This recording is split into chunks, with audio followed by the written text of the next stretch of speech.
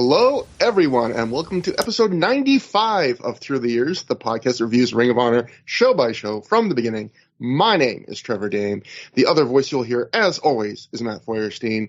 Matt, we're in the countdown to 100 now. We're in 95. We're almost to 100, which is a frightening thing. There's not many things in my life I've done 100 times. Okay, I can already tell just from immediately saying that that's not true. Do lots of things at least 100 times. Yeah, you've done many things you've done thousands of times. Peed thousands and thousands of times. What I'm trying to say, Matt, is I've only had sex 3 times. Anyway, it's not so bad. No, but you made the most of each encounter. Speaking of things you can do 3 times, there are 3 ways to listen to ThROH The Years. There's the Pro Wrestling Only feed. Search for Pro Wrestling Only. That's a feed with literal years and years, probably on more than a decade now of podcasts you can peruse. Then there's the usual ThROH The Years feed, which you get from just looking up the show. And then, of course, there's YouTube, where we get like 1 or 2 really nice comments an episode. And most people don't listen that way, but some crazy people do. So it's there for you. Just search for the episodes on YouTube. Matt uploads them because he's good that way. And that's that. So we can get to the show, because there's a big show to get to. But first, there's a couple bits of – they're not even really news. They're little tidbits that between the last Ring of Honor show and this one when I was combing through the newsletters. And this one of those funny little ones you see sometimes, Matt, where you go, that didn't turn out the way people thought. I think we've had another one of these recently. But this one comes from the Pro Wrestling Torch. And they write in the Torch, among the names mentioned by Ring of Honor management to benefit from the recent roster changes in Ring of Honor include Jarrell Clark, Jason Blade, Kid McCausey, Crazy J, Lotus, Sterling Keenan, and Shane Hagedorn. I think one of those people, Shane Hagedorn, would still be with the company by the end of the year, I think. Yeah, it's I mean, there's a big turnover in the roster throughout 2006 and into 2007. I mean, I guess there always is, right? Like, yeah. on these indies during this era, just things are in flux. That's kind of like the nature of independent wrestling, right? Yeah, we kind of talked about this on a recent episode too, I think, but it's still kind of amazing. I think one of the more minor stories, but like an interesting little sub-story come out in recent shows has been not all of those guys, but a lot of those guys, Jason Blade, Kid McCausey, Jarrell Clark, the Irish Airborne, and they didn't add in that list Jay Fury. And it's like, you would think that the odds would have been good. At least one of those guys would have stuck. Because so far they've all put in solid to good performances.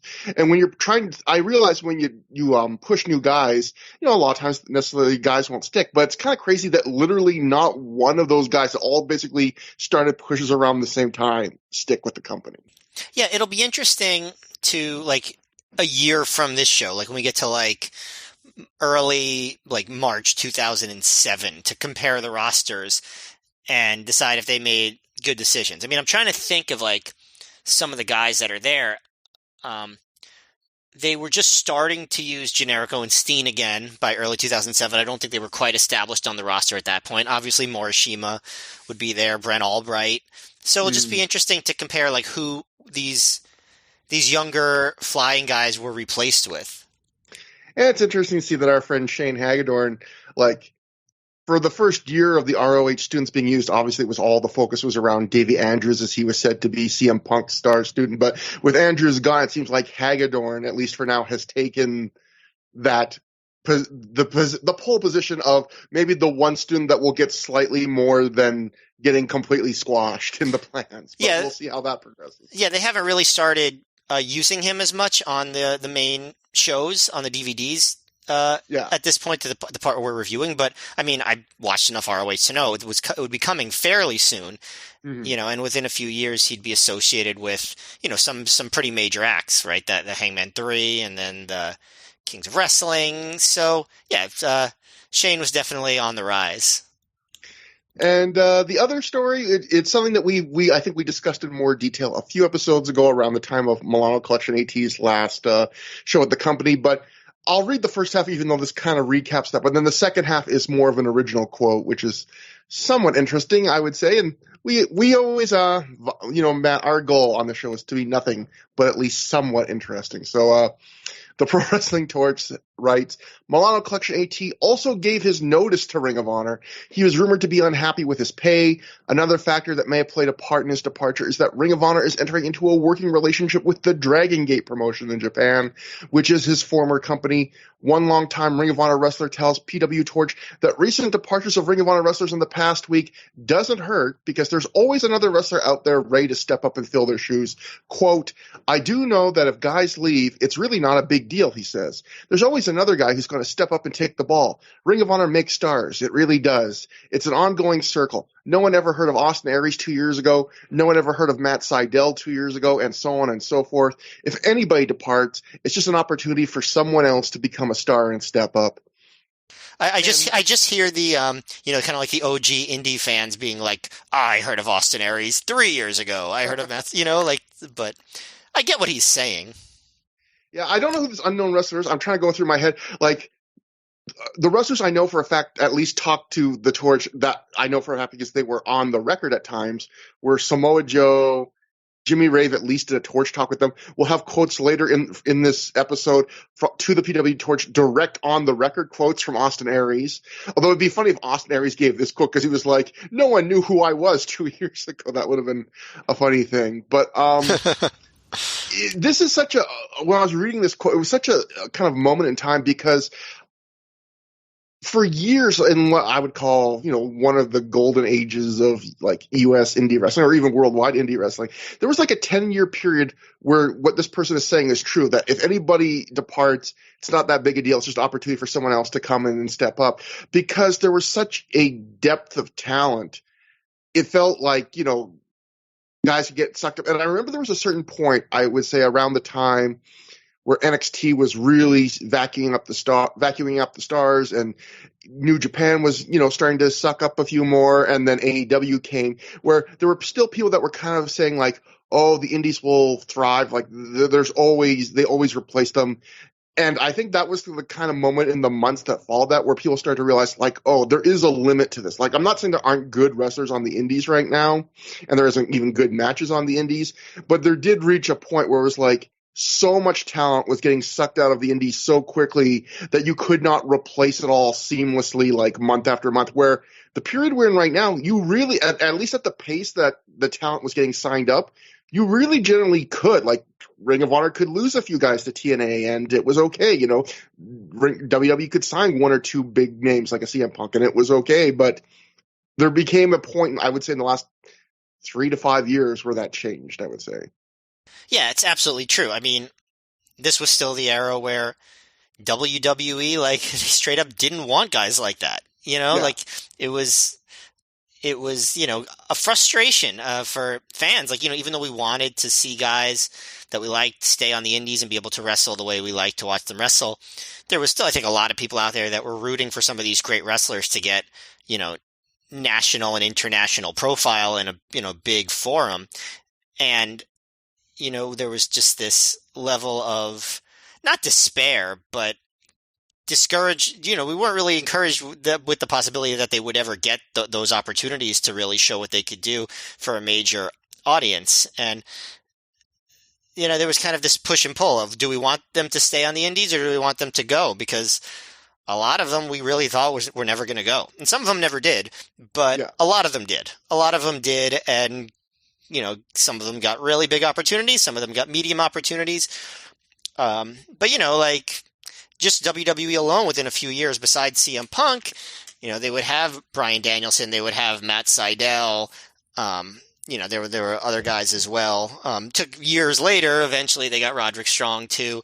Even, they brought Jimmy Yang back for a little mini push, very mini push. The miniest of pushes, I would say, Jimmy Wang Yang got when he came back. But it was something. He got vignettes and stuff. Yeah. So that brings us to Arena Warfare, which took place March 11th, 2006 at the new Alhambra Arena, aka the ECW Arena, in front of a reported crowd of, Matt, for the first time, I believe in through the years history, I can't find an observer number for the show. We always use the observer number to be consistent with ourselves, even though we know the Observer might not always be accurate. It should at least be consistent within itself. But in a weird hitch, Dave does not publish the number for the show, which is weird because this night was a double shot with CZW, and in both he always publishes the results of all those shows that happened in a given week, and he gives the attendance number. Even though they happened on the same night, back to back in the same building, Dave lists the attendance for the CZW show, 700 fans, but he gives no attendance for the Ring of Honor show. And sometimes when I can't find an attendance for a show in the Observer, on the rare chance of that, you can find it somewhere else. I looked at Cage Match, I looked at Wiki, I looked at the Torch. I can't find an attendance for the show. So I'm going to assume it's somewhat in the range of 700 probably. It felt not so different when I was there from the other shows in Philly at the other building that were happening, around that time. So not as much as like the next couple where they'd do the big CZW versus ROH match and the Cage of Death. Like those are bigger, but the other Philly shows that I was at, prior to this felt not so different from those. And I actually have a couple questions for you being there, but we will get to them in just a second. First, I guess we should introduce this as basically, I just mentioned the story behind the show. We'll go read an Observer quote that just lays it out. That Ring of Honor is doing another joint program with CZW on March 11th, with Ring of Honor doing a 4 p.m. show and CZW doing an evening show, both at the old ECW Arena. This is because both CZW and Ring of Honor were surprised at how well they drew in a difficult Philadelphia market on January 16th when they ran the joint show Bryan Danielson versus Chris Hero angle. So, yeah, in a sense, this is them just redoing what they did on Hell Freezes Over, except the difference was that time CZW got the afternoon spot, I believe, and Ring of Honor got the usual evening start time. And they were in different buildings. Yeah. Different sides of town, completely different sides of town. Yeah, so this is closer together. They're actually in the same building, and Ring of Honor is now taking the lesser spot for the show. And it's interesting. This quote kind of makes it seem like maybe it was CZW even helped them because the Pro Wrestling Torch wrote, Ring of Honor is set to debut at the former ECW Arena on March 11th, which was made possible due to the working relationship between CZW and Ring of Honor. The main event was supposed to see Bryan Danielson and Samoa Joe face Low Ki and Christopher Daniels, but Low Ki's departure from the company has forced Ring of Honor to cancel that match. So I also just want to say this is a possible correction. I think I said this wrong. I'm not 100% sure. I believe I said on a recent episode that tag match that got canceled for this show was scheduled for Best in the World. Well, according to this Torch, I must have misread it, or maybe I saw something else. That tag match was originally supposed to be the main event of this show, Arena Warfare. But yeah, this was a Ring of Honor's first show in ECW Arena. I was going to ask you, but maybe there's still a couple more quotes, Matt, that actually might lead to my question better. So a couple more quick notes. First, the Observer wrote, the show contained a lot of stalling as they were waiting for Samoa Joe to arrive in the building after wrestling in Ciudad Madero the night before in Mexico. So that will be something we will talk about tonight. Okay, first question for you, Matt. Did you go to the CZW show later that night? No. Wow, you are not a wrestling fan. No, kind of true. I'll tell you, this is how big I was into the CZW thing. I was not a CZW feud at this time. I was not a CZW viewer, but I went out of my way to get this CZW show this night just because I was like, I can't miss a chapter of the CZW Ring of Honor feud. I also got that DVD when Two Worlds Collide, just for the record. I did not attend the show. It was just too long a day. I had to drive back to New York. But yeah, understandable. But I did watch that show. But I remember, I have very vague memories of the show except for the main event, which I thought was really good. But I remember enjoying that show well enough. And in fact, the Observer gave some highlights of it quickly. We're not going to run down the whole card, but Dave kind of covers the pertinent ones for Ring of Honor fans. So he wrote, in highlights of the CZW evening show that drew 700 fans, BJ Whitmer came out and helped Kevin Steen beat Super Dragon. Steen had gone the mic before the match and begged Ring of Honor to take him back because working for CZW is miserable. So yeah, for those who don't know, Kevin Steen has talked about this in shoot interviews where this was not like something Ring of Honor asked for. I think he said he asked Gabe if it was okay for him to do that. But this was basically him shooting his own angle, the idea of, I'm trying to be a heel in CZW, so what better way for me to be a heel in CZW than to be like openly begging for Ring of Honor to take me back. Anyway, continuing the recap. Necro Butcher ran in for the save, but BJ Whitmer put his foot in a chair and stomped the chair, setting up Steen and Whitmer versus Dragon and Butcher. Main event saw Austin Aries, Roderick Strong, and Matt Sydal representing Ring of Honor, beating Ruckus, Necro Butcher, and Eddie Kingston when Matt Sydal pinned Kingston after a shooting star press. Necro had his leg in a cast to give the CZW partisan audience their out. John Zandig and Lobo and the Hate Club ran into the ring and chased the Ring of Honor wrestlers out and then yelled at Kingston for losing the match for CZW on their home turf. Zandig said that Ring of Honor had better watch out on its 100th show in Philadelphia. The idea for that show at the National Guard Armory, the usual Ring of Honor building in Philadelphia, is to have one side of the building reserved for Ring of Honor fans and one side for CZW fans. When this angle first started, Gabe Zapolsky told me that they were going to do it right and not have the more well-known company book it for ego so it draws money short term and then it's over. Although I don't think he expected the angle to end up as strong as it's turning out to be. That one side of the building for fans of each company has real potential. And this was the debut, really, of the CZW contingent in the ROH crowd on this show, and they really made an impact. It's interesting, though, because you mentioned the CZW show, which I did not rewatch for this. I don't know if you did. No. But my memory watching it, and I didn't watch all the CZW shows, but I did watch a few. I think I had seen the prior year's Cage of Death also. And I remember thinking, watching it back on DVD, that even though it was the same building the same day, the ROH show had a more engaged crowd throughout.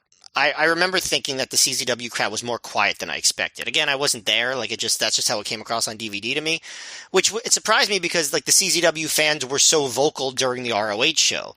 So I remember just thinking, the CZW crowd would probably be really hot for this product. And it didn't really feel like the hot crowd that I would have expected watching it back. Again, I'm sure CZW fans who were into it back then would listen to this and get mad at me. But that was the impression it left on me, that it was just sort of like a quieter, less engaged crowd reaction.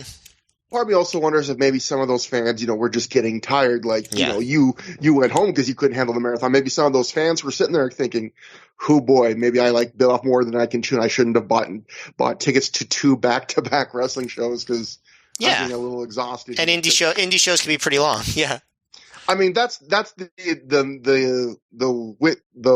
mixed bag of getting the second slot on a back-to-back double shot like this, right? On the one hand, typically you would think that the evening show is the better show for drawing, but if of all those fans that you're drawing that are going to actually double dip, you're getting fans that have already seen 3 or 4 hours of wrestling before your show even starts. So yeah, kind of have to take the good with the bad. I will say this about CZW though. I think that they made the now the 2300 Arena, then the new Alhambra Arena, previously the ECW Arena. They made it look better than ROH did. That's actually one of my big nitpicks for this show. Being there live, I remember thinking this is really cool, seeing ROH in this building. Even though it wasn't configured the same as it was for ECW, this is just really cool, a cool atmosphere here. It's, you really get the sense that this is that famous arena. And when you watch it on DVD, the way they light it, it's just so dark. You don't get any semblance of the ambiance of the arena at all. It just looks like a dark ROH building. I don't know if you felt that way too. You watch ECW shows, even CZW shows, even IWA shows in that building. They've had a lot of indies at that building, and part of the fun is seeing the crowd, and you don't see the crowd at all, except for the first maybe row or two when you're watching this show from ROH. Yeah, you are. We will get to that second because I was going to lead into some quotes I have and you worked perfectly into that and a question I was going to have for you or two. But we'll have one other quote first. But no, I will just say right off the bat, you were not the only one that felt that way. Do you think it's also part of? I just feel Ring of Honor's philosophy when Silken came in and they started turning down the lights and stuff was basically just it was that theory of. It's almost like the indie version of the modern WWE theory, which is you make every building look the same.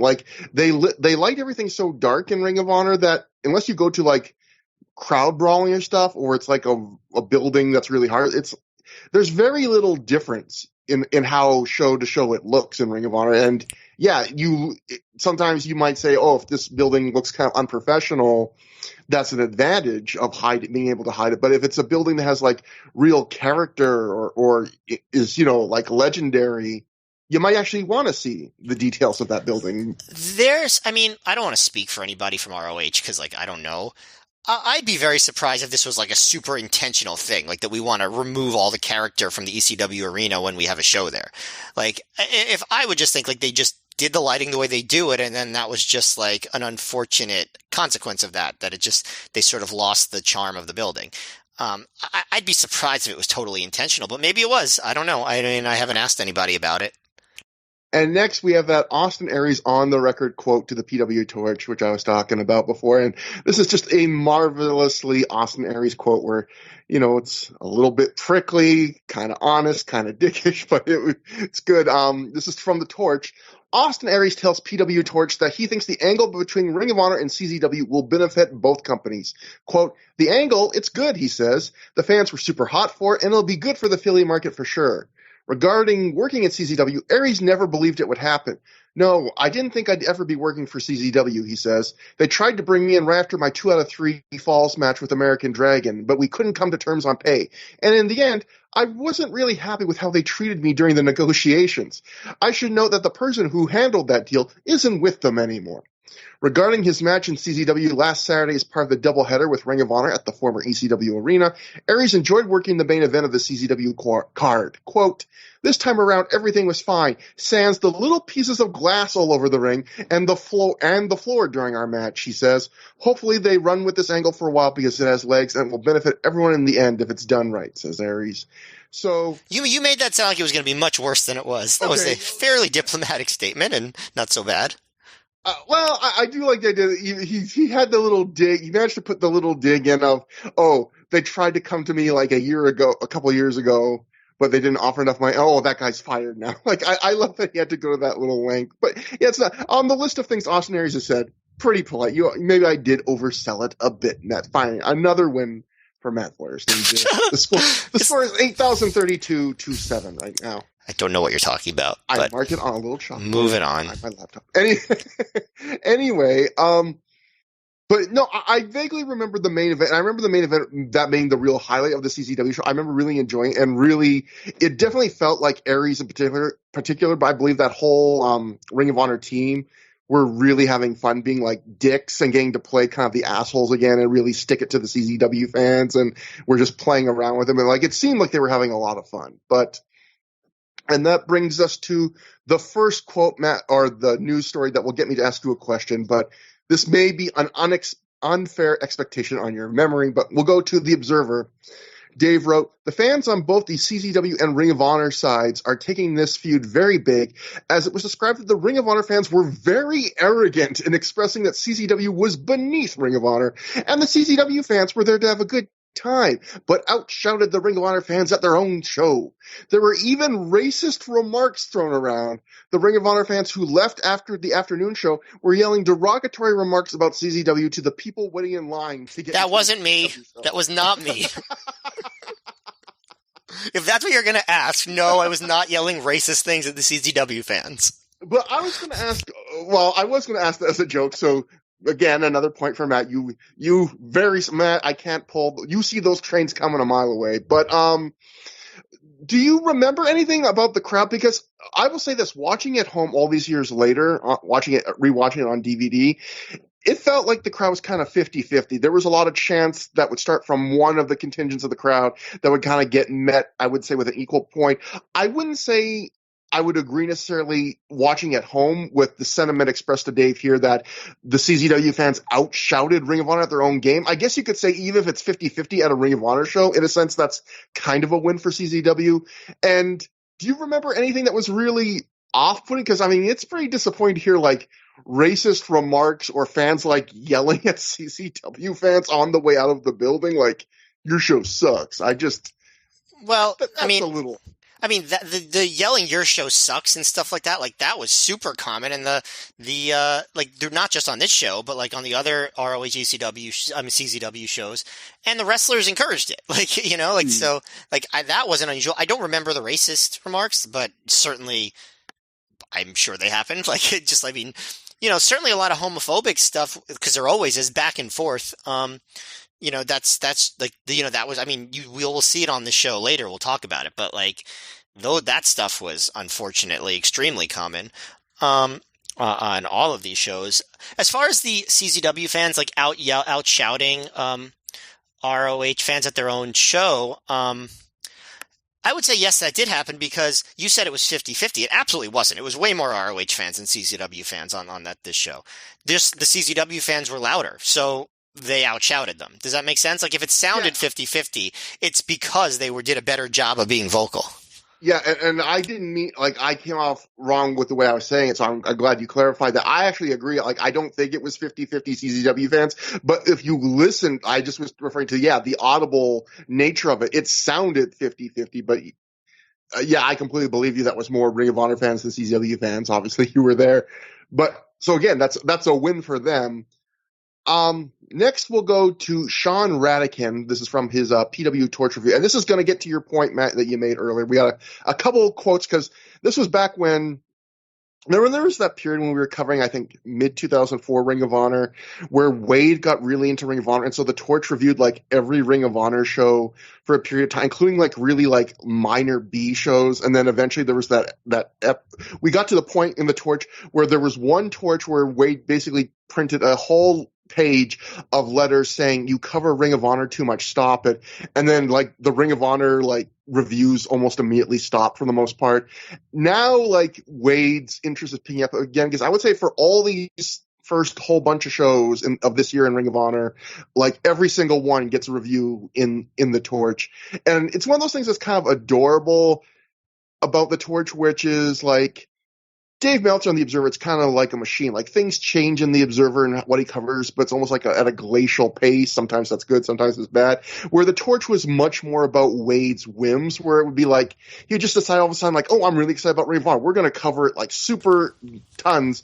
And then it would the amount of coverage would just turn off on a dime. Because Dave always, as a rule, had a section for everything. Indies, Japan, Mexico, sometimes even Europe, MMA, whereas Wade pretty much just covered the major televised American wrestling promotions. And so covering ROH was sort of a novelty. And it had to be based on just Wade himself being I think this is cool. I don't think Wade paid any attention to independent wrestling at all, besides ROH during this time. Yeah. So we'll there's a few quotes we'll get to from the review, but because everyone other than I think Bruce Mitchell on the team reviewed this show. But first from Sean Radican, who was the regular guy from the Torch who was on the Ring of Honor beat, wrote columns, covered a lot of shows, attended a lot of the shows. He had a quote from his review, which again goes back to what you're saying, Matt. He said, if you purchase Hardcore Homecoming from 2005 at your local retail store, you will see how another independent promotion does a much better job of lighting the ECW arena and producing a pleasant pro wrestling event to watch. Ring of Honor put so much stock into running this event, from Daniel's promo at the beginning of the release to the announcers putting over how special it was for Ring of Honor to be running the show in the arena, but the lighting was awful. I couldn't see the fans react to the matches or the wrestlers when they fought in the crowd, which had a negative impact on my enjoyment of the show. And so, first off, that's pretty much exactly what you said. So clearly, you were not the only person that felt that way. Did you feel that way? I didn't notice. I'll tell you what I did notice was anytime they fought into the crowd, which wasn't that often, but even I noticed this on the last show too, which wasn't even an ECW Arena. Ring of Honor has always had a hard time, in indies in general, of lighting the crowd when fight wrestling goes into them. But I noticed on the last show, the 4th anniversary show, where we both said, hey, we are noticing that new lighting rig, that seemed like when things went to the crowd, it was more pitch black than it's been in a while. And I feel maybe this new lighting rig, they're just not equipped at lighting anything outside of the ring, because I definitely noticed everything outside of the ring seemed darker. Well, there's another thing too, though. ECW Arena, because it hosted so many wrestling shows and CW ran there, I feel like it might have come with its own lighting. Like, yeah, like, I don't know if you watch the show. You know, usually when you watch an ROH show, they bring these big lighting poles and they're in like four corners of the building. If you go back and watch this, you're going to see that it's not lit on the four corners the way it normally is. Like there's lights like on each side of the ring, like, and there's like a multiple lights. Like I think those are in-house lights. And I think it's a choice on how they lit it. Like, you know, again, I wasn't there. It's just, that's my recollection. I mean, Shane Hagedorn would certainly know the answer to this. But it felt like that it wasn't just ROH's typical lighting on this show. Like, it's not like ROH brought in their lights and then took them out, and then CZW brought in their lights. Yeah, I don't know if this is just Gabe, like, making something up to help advance the storyline, or if this is true, but there is a moment on commentary where he talks about how, like, oh, we've been having so many fights backstage with CZW on everything from the lighting rig to the PA to everything. So, like, which one to use? So if maybe that's true, if, you know, that could very much be a case of maybe they ended up like acquiescing to CZW and was using equipment they weren't used to using. Yeah, because then even on the same show, CZW's lighting looked better than ROH's on that same day. Like, I mean, they've lit this building a billion times, and ROH didn't. This was their first time, so that could be part of it too. The one thing I just would be really surprised by if this was completely intentional, like to kind of like make it so the entire character of the building was blacked out. But I'm the sort of fan that like cares about the look of a building and the character of it, and you know, that's part of why I like watching older wrestling is that they didn't homogenize the looks the way they do now in pretty much all the major TV promotions. You know, you watch a show from WWF show from MSG, and then you watch a show from the Philly Spectrum, and you watch a show from Boston Garden, and it's like they all look like unique buildings. And really, the only one that looks even slightly unique now is MSG because of that ceiling. But then they color the ceiling too, like with lighting and stuff. So it's, but back then you really could tell the difference, and I find that fun personally. I think it makes the shows seem more fun. I'm on the record, I believe, when Ring of Honor made the changeover early on from the, like a year or whenever in, from like having every building just using house lighting to turning down the house lights and having their own lighting rigs. Like, I kind of missed just, like, even though some of those buildings look very what they are, which aren't big buildings, and, you know, like, I like the individual character of every building, you know. Yeah, there's a balance. Like, you know, you can still light and get the character of a building. Like, when you saw the ROH shows at the New Yorker Hotel, that didn't look like every other building. They still had lighting. You know, they weren't using the house lights, but it looked different. You could see the background. Same thing when they start running the Manhattan Center. Like, you can see it. It looks different.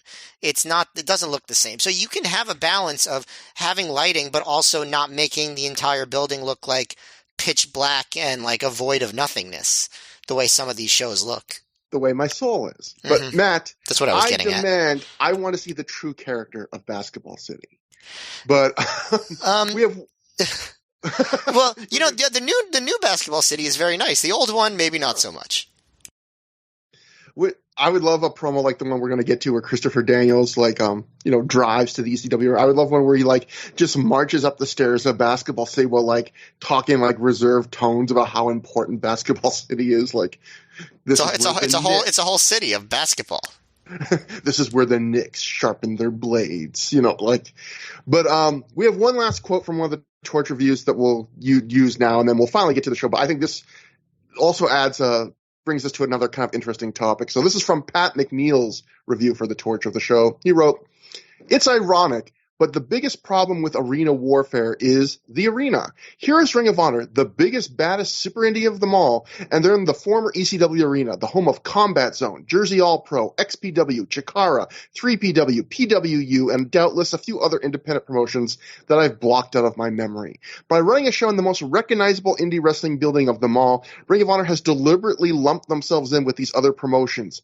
Being in this building makes them look, well, kind of Bush League. It also makes Ring of Honor look Bush League when the production values for this disc aren't up to par with the well-produced Hardcore Homecoming video releases from 2005. A big push from the Torch for Hardcore Homecoming. But, Matt, you know, again, he's echoing the production thoughts, which I think we agree with. But everything else he said is stupid. Yeah, I'm good. If that's what you're getting at, yes, of course, it's extremely stupid. Yeah, like, the idea that one Ring of Honor, like, first off, that predisposes that, like, Ring of Honor is normally running very classy buildings that other independent wrestling companies would not ever run. Like I don't know, the National Guard Armory in Philadelphia, like, is that a step above the ECW? Like, the Inman, if you've been to the Inman Sports Center, not that it's, like, such a horrible place or anything, but, like, yeah, I'm sure they could run other independent wrestling shows there. Their biggest venue for, like, the year before was the Murphy Rexplex, which was this giant, like, monolithic, like, multi-venue sports center where you could hear, like, concerts going on in the background as they were wrestling. Like, the idea that this was somehow going to cheapen Ring of Honor's image when this is, like, the only building that we're going to other than the New Yorker, that actually had some history and, like, wrestling cachet. You transposed the names of two different places because you said the Murphy Rexplex. Oh, God, yeah, that's just the Rexplex. Yeah. That would be a dream. Yeah, it would be. Every ROH fan's biggest dream is to enter into the Murphy Rexplex. You know, that's, I think, where ROH fans go when they die. Murphy Rexplex, of course, named after the great 40s Western actor Murphy Rex. But that person doesn't exist. I was about to look it up because I would have said, man, that's quick thinking on your feet. But I guess for a second we should just talk about the ECW ring, because that's the last thing I wanted to ask you before we get to the show, which is, like, ECW Arena is kind of a testament to the idea of, if you run enough cool things in a show, anything becomes legendary. Because I've never obviously been to the ECW Arena in any of its forms, but for everything I heard, like, the original ECW Arena was a complete shithole. And well, I think you're probably thinking of the same post on the Delphi message boards that I am when you hear that. There was a guy named Soups who posted on the Delphi message boards back when we posted on it. It must have been like 1999. And this poster, hi, if you're listening, he went to the ECW Arena, I think, once in 1999, and he was like, the ECW Arena is a complete shithole. He criticized the bathrooms. He criticized, like how rickety it was. And he really left a very negative impression to those of us who hadn't been there before.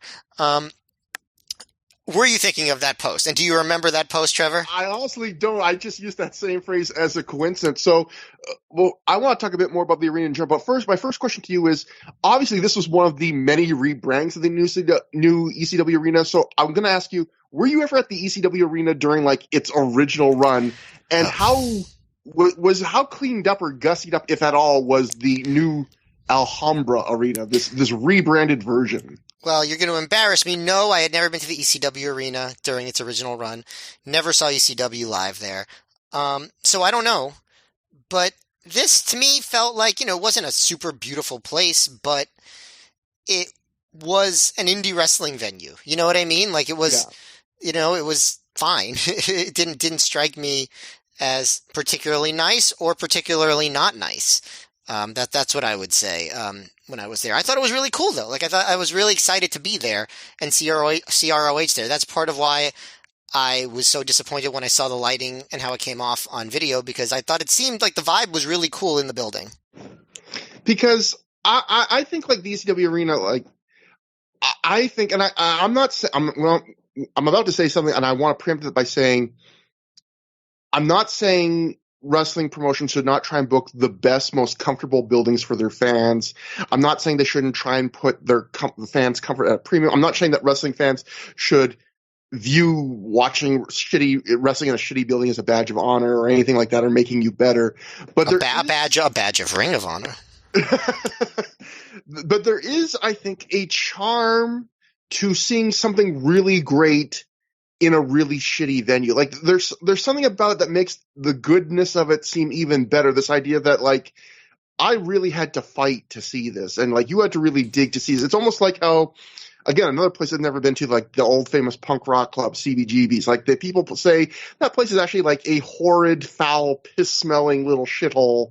But again, it's a legendary venue because there was a lot of great bands that, like, broke out there. And yeah, I would it's like, I guess the modern version would have been, the hot place in Reseda that PWG ran, which, again, by any, not visually impressive, too small for the fan base that they were drawing, so the fans were packed like sardines.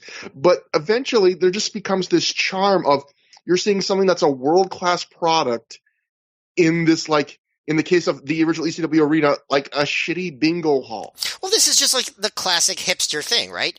You're at a venue or in a place that's not necessarily accessible or not necessarily appealing to the mainstream person or the masses that might want to see it. You're involved in something that's a little bit underground, a little bit seedy, a little bit dirty, but that makes it more special and makes you much cooler for having been a part of it.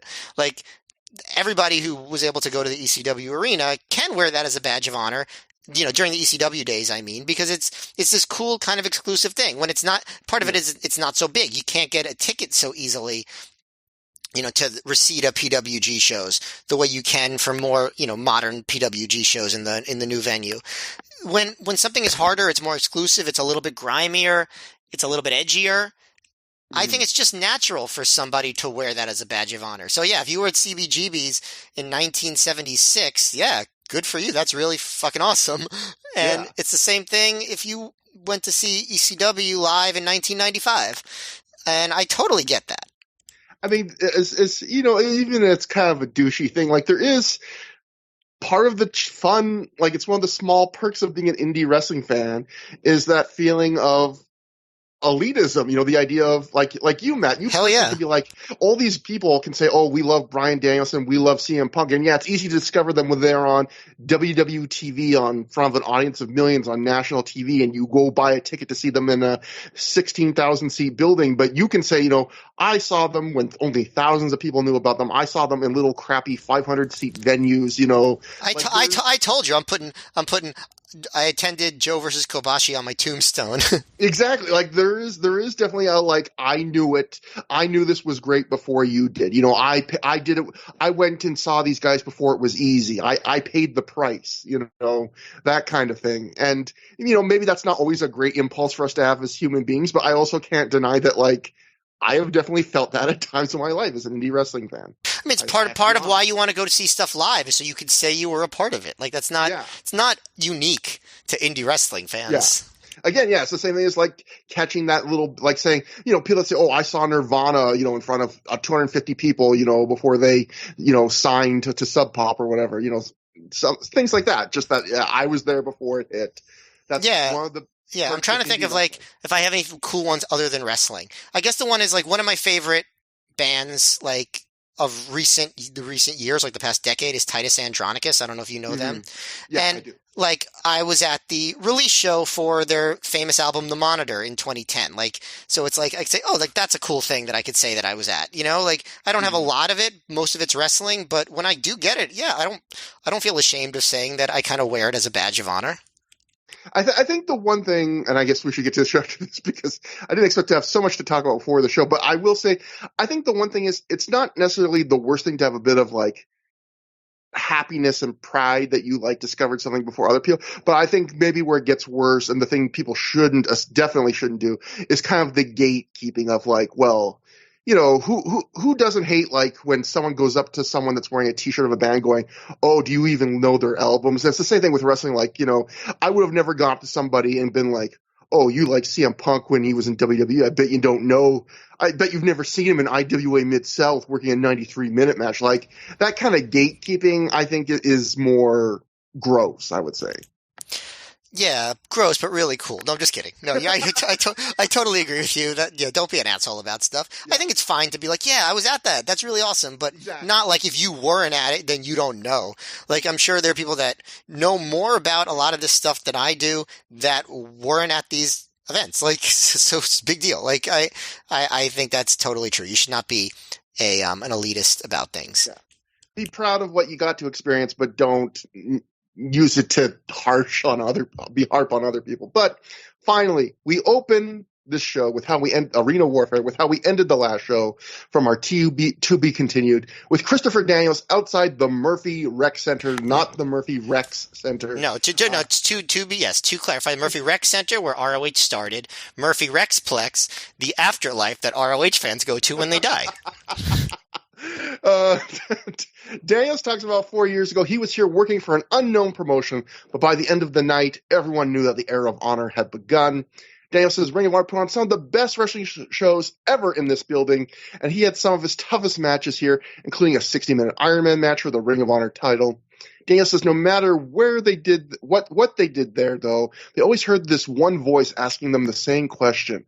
And then at this point, the camera follows Daniels as he gets into a van. The van begins to drive away. He says it's 5 blocks away, but it definitely was longer. Daniels tells us that the question was, when were they going to travel 5 blocks away, which, as Matt just said, this seemed longer than 5 blocks, and run the ECW Arena. When would Ring of Honor make its mark in those hallowed halls? Daniel says the ECW Arena may now have a different name and a different look, but it's the same building where the Revolution was born. It's still the most important building in the industry's underground. Daniels goes through ECW's history to extend a promo that does not have a set end time as the cars to stop multiple times due to traffic. If you ever want to see a guy just have to vamp and stretch, this is the promo for you. I think it goes on like almost 5 minutes. Yeah, almost 5 minutes. Did you notice that he had like a sheet of paper in his lap that he would? No, I did not. Yeah. He was looking at, I guess, for extra stuff to say to keep it going. It's very funny to hear Christopher Daniels be like, "Oh yeah, you could just hear Gabe's voice, like where he's like, yeah, Tommy Dreamer, he pinned Raven, I remember that," and stuff like just didn't seem natural at all. It's very funny to me. You just could start to see beads of sweat form on Daniel's head, like, Webster's dictionary defines hardcore as, like, just desperately trying to keep it going. Who could remember? Like, it'd be funny if he just got up to like, who could remember the debut of Chris Chetty? Like, just like, remember when Easy Money made his appearance at the ECW Arena? Chili Willy, that's a fun name. Remember that guy? Like, just, there's just like a record setting, like, there's been a car accident. He's just stuck there for like 25 minutes. Can't go. Anyway, Daniels talks about how no one ever filled the shoes of ECW, but now, 4 years since opening their doors, Ring of Honor stepping up to the plate. And then, echoing what we just said, Matt, I wrote my notes. As neat as the idea behind this promo is, it's bordering on being too long just to justify the drive. But right around the 5-minute mark, they arrive at the new Alhambra Arena. A line outside it we can see for tonight's show. Daniels gets out and ends his promo, saying it means something to him and everyone on the Ring of Honor roster to wrestle here. So again, yeah, I would echo what past Trevor wrote in the notes, which is just, I think that's a really neat idea of having Daniels start outside the Murphy Rec Center where Ring of Honor started, and then do a drive where we get no camera cuts, with the cameras just following him literally into the car and with him in the car as he cuts his promo. But yeah, he was not ready to cut like a 5-minute promo about the history of the ECW Arena. It would have been fun if he had just done like put a GoPro on his head and like ridden his bike over there. Maybe that bike with the basket that Sal Renaro had. The one that Loki apparently rode backstage. But yeah, yes. This is it's an interesting and memorable promo, to be sure. Yes. But that brings us to the actual opening match that we got to see at the show. The Ring of Honor Tag Team Title #1 Contendership Scramble. The Rottweilers of Homicide and Ricky Reyes, with Grim Reaper and Julius Smokes in their corner, defeated Jason Blade and Kid McCausey, the Briscoes of Jay and Mark, and the Ring Crew Express of Dunn and Marcos in one of they're now at this point only appearing once in a while in Ring of Honor. The Rottweilers won in 11:55 when Homicide pinned Marcos after hitting the Cop Killer. Matt, a somewhat star-studded tag team scramble. You got Homicide and you got the Briscoes. What'd you think about it? Half star-studded, I would say. Yeah. But, Dunn and Marcos, they're stars to us. Star sprinkled. Yeah. Marcos had his hair kind of like reddish dyed. That's a nice look. But yeah, I mean, when there's star power in the ring, the match does seem more intense. When the Briscoes are fighting with Homicide and the Rottweilers, it feels like a different match than when the Ring Crew Express are wrestling Blade and McCausey, who they had wrestled now twice on different ROH shows. But I would say the stuff between the Ring Crew Express and Blade and McCausey is pretty fast-paced. It's pretty good. When Jay gets in, he's moving really quick. I don't think that the Briscoes look quite as dominant as they did in their debut. I think they sort of toned it back a little bit. For one thing, they're wearing kind of the tights, the kind of stuff that they wore before they left, especially Mark. He's wearing that singlet. Jay's more just wearing trunks. They don't stick with that for long. They go back to the shorts pretty quick after this. But they have some fun sequences. They do their dive train. Ring Crew Express do a stage dive. Everybody keeps cutting off Mark going for a shooting star press and doing another dive, like Blade hitting a top rope moonsault, until Mark finally does a shooting star press and gets an overhead belly to belly on Ricky Reyes. They go through more stuff. Marcos goes for a spinning head scissors onto Blade and does this really cool reversal into a double knees by Mikaze. Blade does. I thought that was pretty cool. I thought that actually Blade and Mikaze and Ring Crew Express looked better than I would have expected here. And the match ended up being pretty fun. The Briscoes hit the Doomsday, devised the springboard Doomsday on Dunn. Homicide broke that up. Meanwhile, Reyes gets the choke on Jay, and Mark eventually breaks that up. Reyes hits a top rope powerbomb on Mark. Jay breaks that up. Jay goes for the Jay Driller on Homicide. Reyes stops that. Then Jay goes for it on Reyes. Homicide clotheslines him pretty hard to break that up.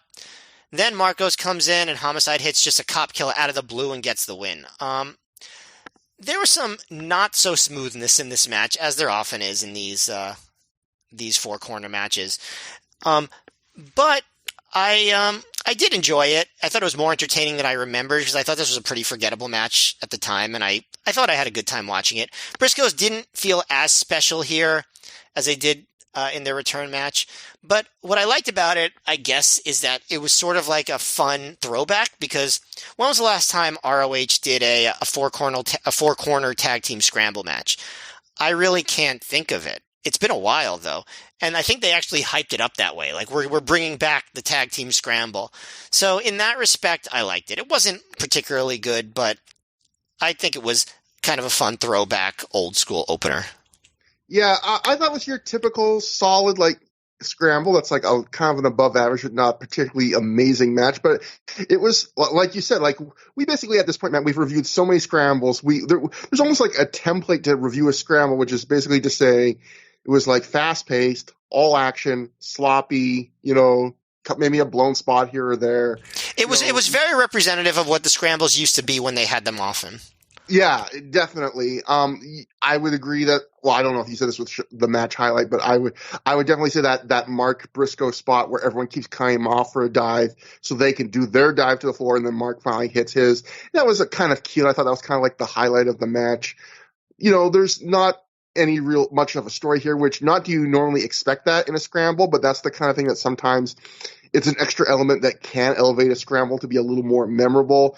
There is some acknowledgement that the Rottweilers were the group that in kayfabe terms injured the Briscoes and took them out of Ring of Honor for that over that year plus stretch. You'd think there'd be more intensity if that was what they were going to be going for, though. I was going to say exactly. Like, they do have some exchanges, but they're not much spicier than any typical encounter you'd see between two teams in a scramble. Like, maybe 10% more, a little more jaw-jacking.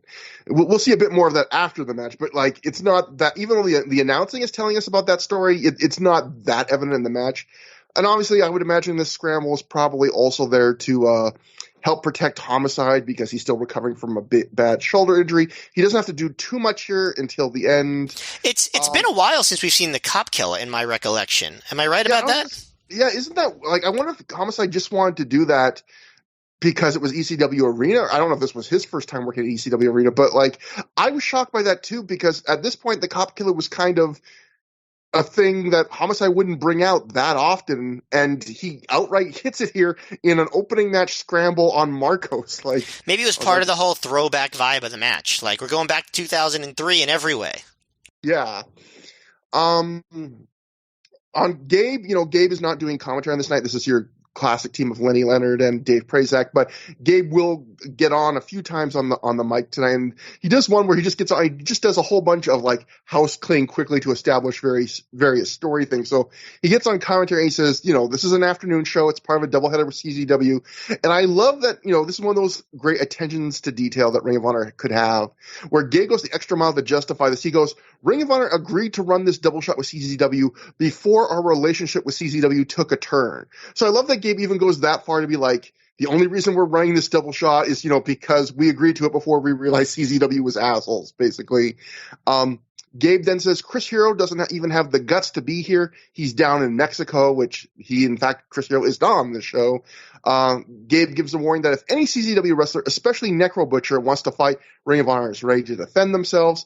And then, as I referenced earlier, Gabe then says, there's been one argument after another with CZW about this show, including things about what ring to use, what lights to use, and what PA system to use. So maybe that was real, and maybe that explains some of the production stuff. Maybe it isn't. Who knows? But after the match, the Rottweilers yell at the Briscoes for a while before eventually making their way to the back. Julia Smoke screams into the camera that Colt Cabana's going to die. As they go to the curtain, BJ Whitmer comes out, walks by them, and he makes his way to the ring. He grabs the mic and gets showered with a huge Necro's gonna kill you chant, followed by a shut the fuck up chant. And then as he begins his promo, a BJ Whitmer chant. Whitmer recaps how he had a chance to get revenge on Christopher Daniels in a match at the previous Ring of Honor show, but it was ruined by some wrestlers from CZW. We get CZW chants followed by Ring of Honor fans trying to time sucks after every CZW. As BJ runs down CZW and tells Necro Butcher to get his fucking ass out here right now. Huge chant for Necro, who doesn't show up. Whitmer demands Necro shows. Necro still doesn't show up, prompting Whitmer to say that's just what he expected from CZW. Crowd was super hot for this match. I thought this was our first real taste of what the Ring of Honor CZW crowd would be like any CZW Ring of Honor split crowd would be like that real super hot energy where it's two sides that are legit split fighting against each other kind of for the battle of the air, I would say. And I would also say Whitmer was passionate. I wouldn't call this an amazing piece of mic work, but in some ways I would say this is the best promo he's cut so far that we've seen on Through the Years, just in terms of being just emotional and just getting you to kind of feel something. I would say, he sells well being angry and being ornery and wanting to fight these guys. Yeah, Whitmer definitely stepped up throughout this feud. The one thing I will say though is, didn't this segment seem kind of unnecessary in the sense of they just bring him back literally after the very next match, and they could have just done it all in one segment? Was it super necessary to have one part where Necro didn't come out? Okay, no one says this, but this is my guess. This was to stall because of Samoa Joe. Because Samoa Joe, I think I read somewhere else, there's a note somewhere else where they said there's a lot of stalling on this show. There definitely is a lot of stalling, and one match in particular, which we'll get to. Because Samoa Joe obviously does not get to the show till very late in the show, to the point where they have to change a match because of it. So if you look on this in the surface, the story makes no sense. BJ Whitmer calls out Necro Butcher, and Necro doesn't show up, but the payoff is Necro just shows up later. A few minutes later, really. There's no reason for Necro to not show up here unless you simply just want to add a segment to try and buy a few more minutes, which I guess that's what this segment does. But still, I thought it was enjoyable enough because of the crowd interaction. Matt, hot news. The new top 5 rankings have dropped, Matt. Check it out. Number 5, Samoa Joe. Number 4, Alex Shelley. Number 3, Christopher Daniels. Number 2, Jimmy Yang. And number 1, Roderick Strong. So Jimmy Yang, didn't he just win one 4-way against a bunch of not super highly ranked guys? He might have won another match. I'm not. Didn't he? Did he beat Jay Lethal? I think he beat Jay Lethal on a recent show. Oh, on the Dissension show, was that it? I think so, because wasn't Jay Lethal ranked number 2 or something? I guess that makes sense. So they basically just gave him Lethal's spot for beating Lethal. It's interesting, though, because, Shelley is the number 4 ranked, and he's the guy who gets the shot. Obviously, Strong gets a shot. Daniels, as we mentioned, doesn't get a shot at all during the Danielson title reign. Yang does get a shot. He does, and Joe gets a shot many months later. And so that brings us to the second match on the show, where we get the number 2 rank versus the number 1 rank. Roderick Strong defeats Jimmy Yang via submission in 12 minutes, 52 seconds, when he made him tap out to, I guess technically it's a Boston Crab, because isn't the stronghold only when he puts the knee in the back? I guess so. I've heard shows where they do call it the stronghold when it's not, when he doesn't do that. But I think at least at this point, the knee in the back, lion tamer type of deal, is the real stronghold. Yeah, so either way, whatever, it's a regular Boston Crab, whatever you want to call it, dealer's choice, listener. But Ring of Honor Jimmy Yang, Matt, continues to mystify me. I don't know why his matches feel so cold and lifeless to me. I can point out specific flaws in them, but they don't add up to explain just the sheer level of detachment I feel watching his matches. Like, this match, in a lot of ways, is fine. I'd call it like low good, like a 3-star match. It's back and forth. There's a good level of action. There's 2 or 3 really cool spots. There's a nice finish. I think it's actually a little bit better, in my opinion, than their match at Enter the Dragon. Yet, watching it, I feel like I'm seeing a better match than I'm feeling, if that makes sense. Like, I can my eyes are seeing a match, but emotionally I'm not feeling a match that's even that good. And I don't know what Jimmy Yang is doing so wrong to get me to feel this way in so many matches, yet I can tell you I felt it in a lot of them. I would say Strong actually takes more of the match than Yang, and unlike some of his longer matches where he holds back on the backbreakers and the chops till like late in the match, he kind of sprinkles them throughout the match here. Both guys hit fantastic looking flat of the foot spots. Like, Jimmy Yang does this drop kick where one foot hits Roderick in the flat of the foot right in his face, and then later, after Roderick hits that fantastic sick kick on the last show to AJ Styles, he hits another one like on that level to Yang here. And then they go to the finish, and the finish is good too. Like, Yang goes for a top rope Rana, and as he jumps in the air to do the Rana, on the way, mid jump, Strong grabs his leg and just ends up hooking Yang's legs under his own armpits. And then he just drops down off the turnbuckles into a Boston Crab really fluidly. And it's just a quick, fluid way to quickly get a win out of nowhere. I really like that counter. I think Wade Keller, in his review of this match, he was a little harsh, but in a way, he kind of summed up how I feel about Jimmy Yang, but he ended up applying it to Roderick Strong too. This is Wade's review of this match. He wrote, "A snoozer, too nonchalant throughout. They needed some coffee or something before this match to get out of first gear. There was no sense of urgency, just a casualness that's inconsistent with trying to portray you're in a fight. Disappointing. Neither guy wrestled like someone you'd pay to see in a main event." Again, I think that's a little harsh, but in a way, I think Wade stumbled on how I would describe Jimmy Yang in Ring of Honor, which is casualness. If there was a word I would describe Jimmy Yang, it's not bad. It just, he feels very casual. Yeah, I mean, when you mention, like, I can't put my finger on what it is, like, I think I can, at least for this match, I can put my finger on it. I do agree with what Wade said. It was very lethargic. It didn't have a sense of urgency. I do think that their first match was better. I think this match was like, if you say this match was low good, I would say that's only true in the sense of, like, they were professional and executed their moves fairly well most of the time, but yeah, they didn't seem like there was much urgency. They didn't seem like they were trying that hard. And, like, I mean, I think they're good wrestlers. I think this is a very below average performance for Strong during this time period. I think that Strong and Yang both hit those great kicks, like you mentioned, but there's, like, a lot of the rest of the match was below par for, honestly, both of them. Not that I've been, like, loving the Jimmy Yang stuff from ROH, but I think this was worse than usual for him too. They had an off day, and I guess they just didn't feel it. The idea that they could have used some caffeine or some energy before the match, that kind of rings true to me. There were even some miscommunication spots. There was some miscommunication after a leapfrog, so Strong just, like, hits him in the back, leading to a strike.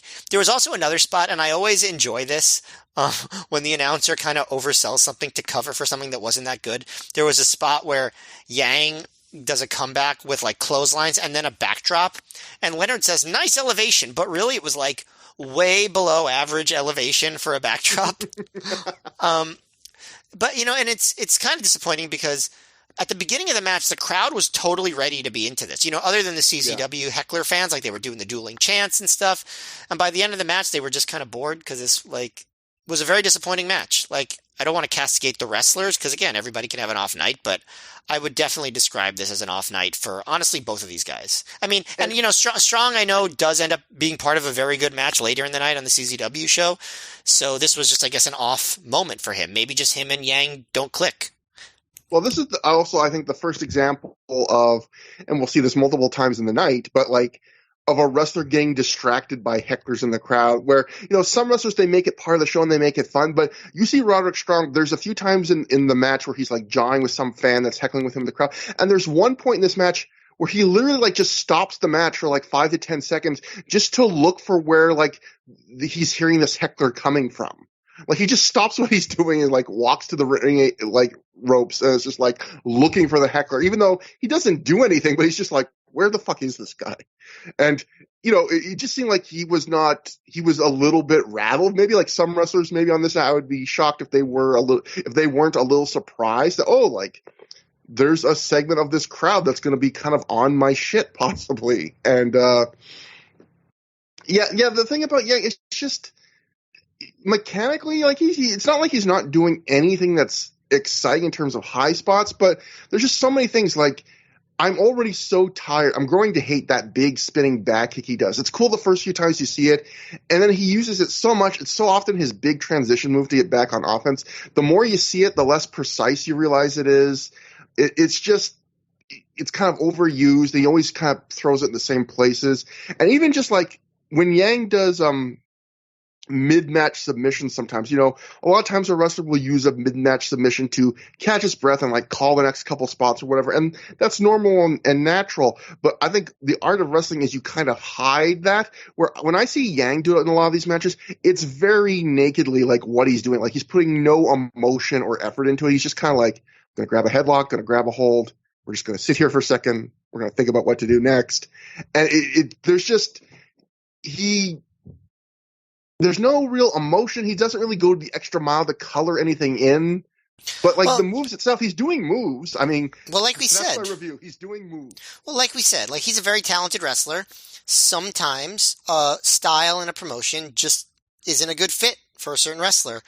And it's pretty clear that ROH and Jimmy Yang were just not a great fit. And only other note is on commentary, Prazak at one point during commentary, he says, Ring of Honor didn't need to book a Cage of Death he goes, a Cage of Dorks or the Best of the Rest tournament to draw a crowd here, which I thought was kind of funny considering that like the real story behind the CZW Ring of Honor feud is how it basically saved Ring of Honor in the Philadelphia market. So the idea of like Ring of Honor didn't need to book any special show to like draw a crowd in Philly. It's like, well, you kind of needed to feud with CZW, the company you're calling down, to draw a crowd in Philly. But it would be pretty funny if he said that in a kayfabe promo, though. Yeah. So we go backstage and we join Colt Cabana, Colt Cabana has reached a new beard level. We have moved beyond stubble, people. Colt talks about tonight at the ECW Arena. Colt says he's in a three-way dance, a match ECW made famous. He tells us that Colt says tonight, though, the real match he wants is against Homicide. Colt wants the cameraman to follow him as he challenges Homicide to fight him after the show. Anywhere in this arena, anywhere in this state, anywhere in this area. I love that he goes from arena to state, then just to general area, which I guess that's a larger. I guess it includes like Delaware too. So fight in Delaware. He asks if Homicide has the balls to fight him here. And it's interesting that they kind of build to this with a segment later, too, of the idea of Homicide and Cole are going to fight after the show. And I assume maybe they meant to interrupt it with the CZW feud because it never actually happens, like if that was always the plan. Yeah, I think it was a way to kind of explain why there were cameras outside. Yeah. I mean, I don't think you really needed that explanation. I think it just would make sense for the camera people to follow the fight outside, but that's what it seems like they were going for. We next cut to Alex Shelley and Prince Nana backstage. Shelley says, you always remember your first times, your first day in school, the first day you ever had sex. Shelley says he remembers the first shot Generation Next had in Ring of Honor where they said that they were going to come for the top spots. Shelley says that hasn't changed, and Bryan Danielson has the top spot now.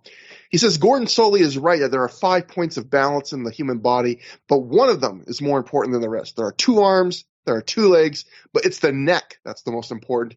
He says Spanky taught him the sliced bread thanks to some Skrilla they paid for him. He uses the word Skrilla. And he says the sliced bread isn't Bryan's weakness, but taking out the neck is. Shelley says after he wins the Ring of Honor title tonight, there will be mandatory shots of vitamin A for everyone. At this point, Gabe says, cut. We go to the ring, which we do.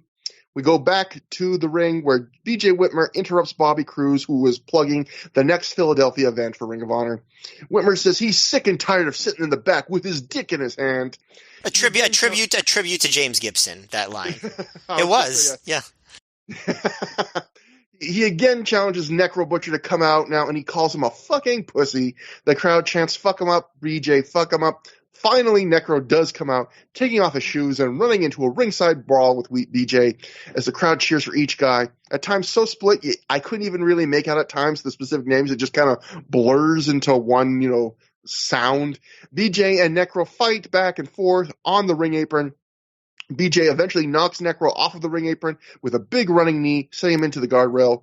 Whitmer celebrates in the ring when he is sneak attacked by Super Dragon, making his Ring of Honor main card debut. He was on a pre-show do-or-die match once years earlier. Dragon curb stomps BJ, and a fan throws a roll of toilet paper into the ring. BJ quickly recovers, and the two brawl as we get another round of very loud dueling chants. The two brawl in and out of the ring, and Whitmer's about to explode her Super Dragon when a recovered Necro attacks Whitmer. Dragon then hits Whitmer with a top rope double stomp, and the two beat down BJ until a bunch of wrestlers and students from the Ring of Honor locker room run in and chase them to ringside. The crowd chants largely for Ring of Honor at this point. Necro hits himself hard in the head with a chair repeatedly, as he is wont to do. The crowd chants for Necro at this display of self-torture. Then back again for Ring of Honor, then for CZW. Again, crowds going back and forth. The crowd's just red hot. They're warring with each other, which just makes both sides want to be even louder. Eventually, Whitmer gets back to his feet. He gets on the mic, and he tells Necro and Dragon that this is far from fucking over. BJ loving the F-bomb on this show. This was super hot, Matt. I think it was one of those rare moments in modern wrestling where you got like a legit split crowd. And I think that's kind of really the story of the night, which is there's just something electric about a crowd that is legitimately like fighting within itself and not just dueling chants for both guys because they just think it's fun to do dueling chants. Yeah, like I said, the ROH fans definitely outnumbered the CZW fans, but the passion of the CZW fans made them sound their ROH's equal, which was great. And yeah, I mean, I don't think this was quite as good as the brawl at the 4th anniversary, like in terms of like, Hero was there and like Joe came out and stuff, but like, I loved seeing Super Dragon, like live. I just marked out so bad. Like it was so cool. And like he does the curb stomp right away. And I think just the vibe that he carried with him. So yeah, this was awesome. And I also find it interesting how much they center the ROH students in these big brawls. Like they really come out and they do a lot. It's kind of like the most they let a lot of these students do is have these big brawls with some of the CZW guys. And I'm not always sure who all the CZW guys are who they're brawling with. Yeah. Like I don't know if they're like main CZW guys or like I just didn't watch enough CZW to know. Like certainly they weren't brawling with like the top CZW guys. I know them. But I don't know. What do you think about the use of the students in this role? I feel like in general, Ring of Honor just use the students as kind of extra. So like if fodder, like they're just extra bodies. But they were really involved in a lot of this stuff. Anytime you ever need like a pull apart, it was always like the Ring of Honor students or like someone to hold someone back. It was always the Ring of Honor students and then some low card wrestlers and maybe like a bigger card wrestler that was already had a match on the show. Like I think the Briscoes might have come out in this segment or something. The Briscoes were there, Blade and Makazi were there. But like if you watch like I mean we'll get to it later, but the brawl at the end when they go outside, the students are involved in a lot of that also. Yeah, and I imagine again it's part of I think when we can talk about that segment, it's interesting that main event segment how few Ring of Honor wrestlers are really involved in like the big beatdown. Like I have a kind of thing I want to mention when we get to that. But so this is a quote from Wade Keller's review, and I think it's helping me build a case. I think my big point on the show, especially by the time we get to the end, is I think how much you like this show is going to depend heavily on how into you are into the CZW feud itself, because this is Wade's feeling about this show so far. And I was fairly, even though we haven't seen a great wrestling match yet, or even a pretty, we've seen some fairly good action, but like nothing particularly memorable. Like I've enjoyed this show so far. This is Wade's opinion of this show so far. He writes, the intensity of the crowd made this segment okay. A pretty weak first hour overall. Like, to me, I was way more into this than Wade sounds at this point. But again, I can see if you're not into the CZW stuff and just not into the novelty of the crowd atmosphere, I can see you going, this is kind of substandard for a Ring of Honor show so far. Yeah, I think I kind of split the difference. I mean, I love the CZW feud and like it was awesome live, but like I didn't like the Strong versus Yang match. Yeah. And the opener I enjoyed it, but easily forgettable. So I do think this was kind of below average, but then again, a lot of first hours of ROH shows aren't so special. And so like the appearance of Super Dragon, I'd say made it more memorable than a lot of first hours of shows we've reviewed recently. But I think that's a good example of, there are some people that like you or like me, seeing Super Dragon pop up in a Ring of Honor show on a main show is this whole, oh my God, holy shit, huge development, huge mark out moment. To someone like Wade Keller, I would imagine is like, who's that slightly soft-bodied looking guy in a mask? Like, why should I care? Yeah. Your mileage on that's going to depend hugely on just, do you know who this guy is and what the significance of him is? No, totally, totally right.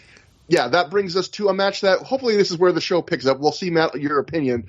Austin Aries defeats Matt Sydal via pinfall in 16 minutes, 50 seconds after he hit the 450 splash. So Generation Next, I wouldn't say explodes. I would say cracks. The group is still together after this match, but they bump into each other. The Generation Next bumps into each other. That's how I would. Generation Next plays bumper cars. Matt, exactly. What did you think about this little encounter? It's interesting because it's another expectations game. If you said 2006 Matt Sydal versus 2006 Austin Aries, you could make the case that these two should have an absolutely spectacular match with lots of amazing stuff, going really fast and just big moves all around. And on that level, this match was disappointing because they did not even try to do that. On the other hand, I remember this match as being not that interesting and kind of forgettable and not a lot of intensity, which there wasn't. But because of that memory, I actually enjoyed the match quite a bit. Because I think they do a lot of cool stuff here. I really like the early part of the match a lot. It's the same, usual, pace in terms of, they're working basics. But, there's a whole big sequence where Sydal is trying to do a side headlock takeover on Aries. And Aries keeps blocking it, plants his feet and blocks it, which you almost never see. And to the point where Sydal has to do a run up the ropes to do the takeover. You just rarely see that that level of thought and work put into a side headlock takeover. And then they have Aries doing side headlock takeovers on Sydal, and he has much less trouble taking Sydal down because he's bigger, And it also, made me think, and I actually thought this a few times throughout the show, this is just the sort of thing you don't see anymore. In AEW, even modern ROH, just spending 5 minutes working a side headlock takeover. There's also some clever stuff with a head scissors, Sydal is trying to stop Aries' head scissors headstand reversal, the thing, where he headstands out and hits the drop kick. He keeps rolling over in the head scissors. And, while I was doing that, I was like, oh, that's clever. But also what I would probably do is just not give Austin Aries a head scissors. That would probably be the best way to avoid that move. But I really enjoyed that. It was different, and thoughtful. And they get more intense. They hit each other with chops and slaps to the chest and stuff like that. They have a few of those. Aries gets kind of his what he would become the last chancery and targets the back of Sydal's head and his neck and things like that. And they both build up to some bigger moves. Aries reverses a crucifix attempt into a Finley roll and a frog splash. So, Aries is, at this point, his frog splash is starting to look really, really good. He's getting really good at that move. They fight on the ropes a bunch of times. Sydal hits a swinging DDT, and that gets a very big pop, and both guys are down. Unfortunately, this is when they have a pretty major botch because Sydal tries to jump backwards off the middle rope into a Rana, and they just both fall down, and the CZW fans are extremely happy to chant that they fucked up. Yeah. Which I think is probably the biggest black mark on the match is that. Do you think? To me, it looked like that Sydal was just jumped off the ropes with too much momentum. Yeah. And that Aries couldn't just stop his momentum, so they instead of landing for the Rana, Aries just falls on his back because Sydal. I think he just can't stop him from moving forward. I agree with that, and it was unfortunate because I think that took the match down a pretty solid bit. But they have some cool spots after that. Sydal hits the standing moonsault, Aries escapes the Here It Is driver, hits the inside out elbow, a few more elbows, and then he hits one of his pretty brutal corner drop kicks. Seidel knees his way out of a brainbuster, hits the Here It Is driver for 2, then goes for the shooting star press. Aries moves and Seidel lands on his feet, and then Seidel reverses another brainbuster attempt, gets a small package for a really good near fall. Aries kicks out and immediately hits his hard punt to the head, followed by the drop kick, followed by the brainbuster and the 450. I thought it was a really cool finish. Again, they didn't go all out. They didn't have the match they could have had. But I thought, and that botch was unfortunate. It was very conspicuous, but they did some cool stuff here. And this was a quite good match. It just, if you were expecting the best that Austin Aries and Matt Seidel could do, you'd be pretty disappointed. Yeah, I think your review is the perfect tone, because that's pretty much what I agree with. I would say easily the best match on the show so far. I would say 3.5 stars, but you would hope that these two guys had it in them, their talent level at this point in their careers to steal the show. This was not a steal the show from everybody barn burner, but it's what you would maybe expect from these guys on the third from the bottom, which is I think what they were. Yeah, and you know what's funny, Matt? When I was watching this match, this week I was listening to Quentin Tarantino has a new movie podcast, so I thought I would try listening to that. It's okay, and he was reviewing the Clint Eastwood movie Firefox, and apparently that movie is a longish movie. Did not do great. With critics, but it was very independent movie. You get a lot of privacy by using that movie. But I just that was stupid. I'm sorry. That's actually a really good one. I appreciate that one. There's I guess the last section of the movie is the big fancy actiony part with the stealth secret plane Firefox, and then the first big chunk of the movie is a more slower espionage type movie, and he was talking about how when he first saw it or something, or one he or his co-host were saying something to the effect of back in the day it was oh, the last part of that movie was really exciting, but the rest of it was so boring. And now that he's older and rewatching, he was oh, actually my favorite part of the movie is now the espionage stuff. And I almost feel maybe that's just something you get when you feel old, because when you were talking about how much you enjoyed the first third of this match, that's kind of how I felt too, where it's I could see a lot of people going the first third, it's these two guys who are really great athletic guys who can do flying and a lot of cool stuff, and it's them fighting over headlocks and doing that spot you talked about where Seidel keeps putting the head scissors on and avoiding Aries' drop kick out of the head scissors spot. And it's to me, actually, that was one of my favorite parts of the match, is that first third, where I bet you when I watched this, 16 years ago, I was probably get to the good stuff already. So it's the maturity, Matt, that comes with age, I believe, that we can appreciate that part of the match in our older age now. But, yeah, when you get to the rest of the match, I would say it's not more or less than you would expect from these two.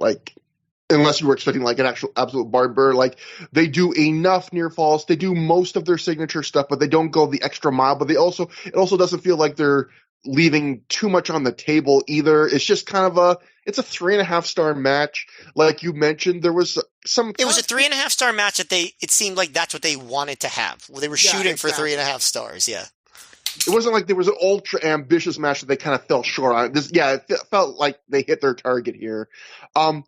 But there were a few mechanical problems, and these two are two guys. I think one of their strong suits are how well they just nail things and how smooth they are. And you mentioned the Rana spot. There was also a spot where Seidel goes for his big twisting moonsault to the floor, but Aries is so far back that Seidel ends up just catching him in the head with his legs instead of his body landing on him.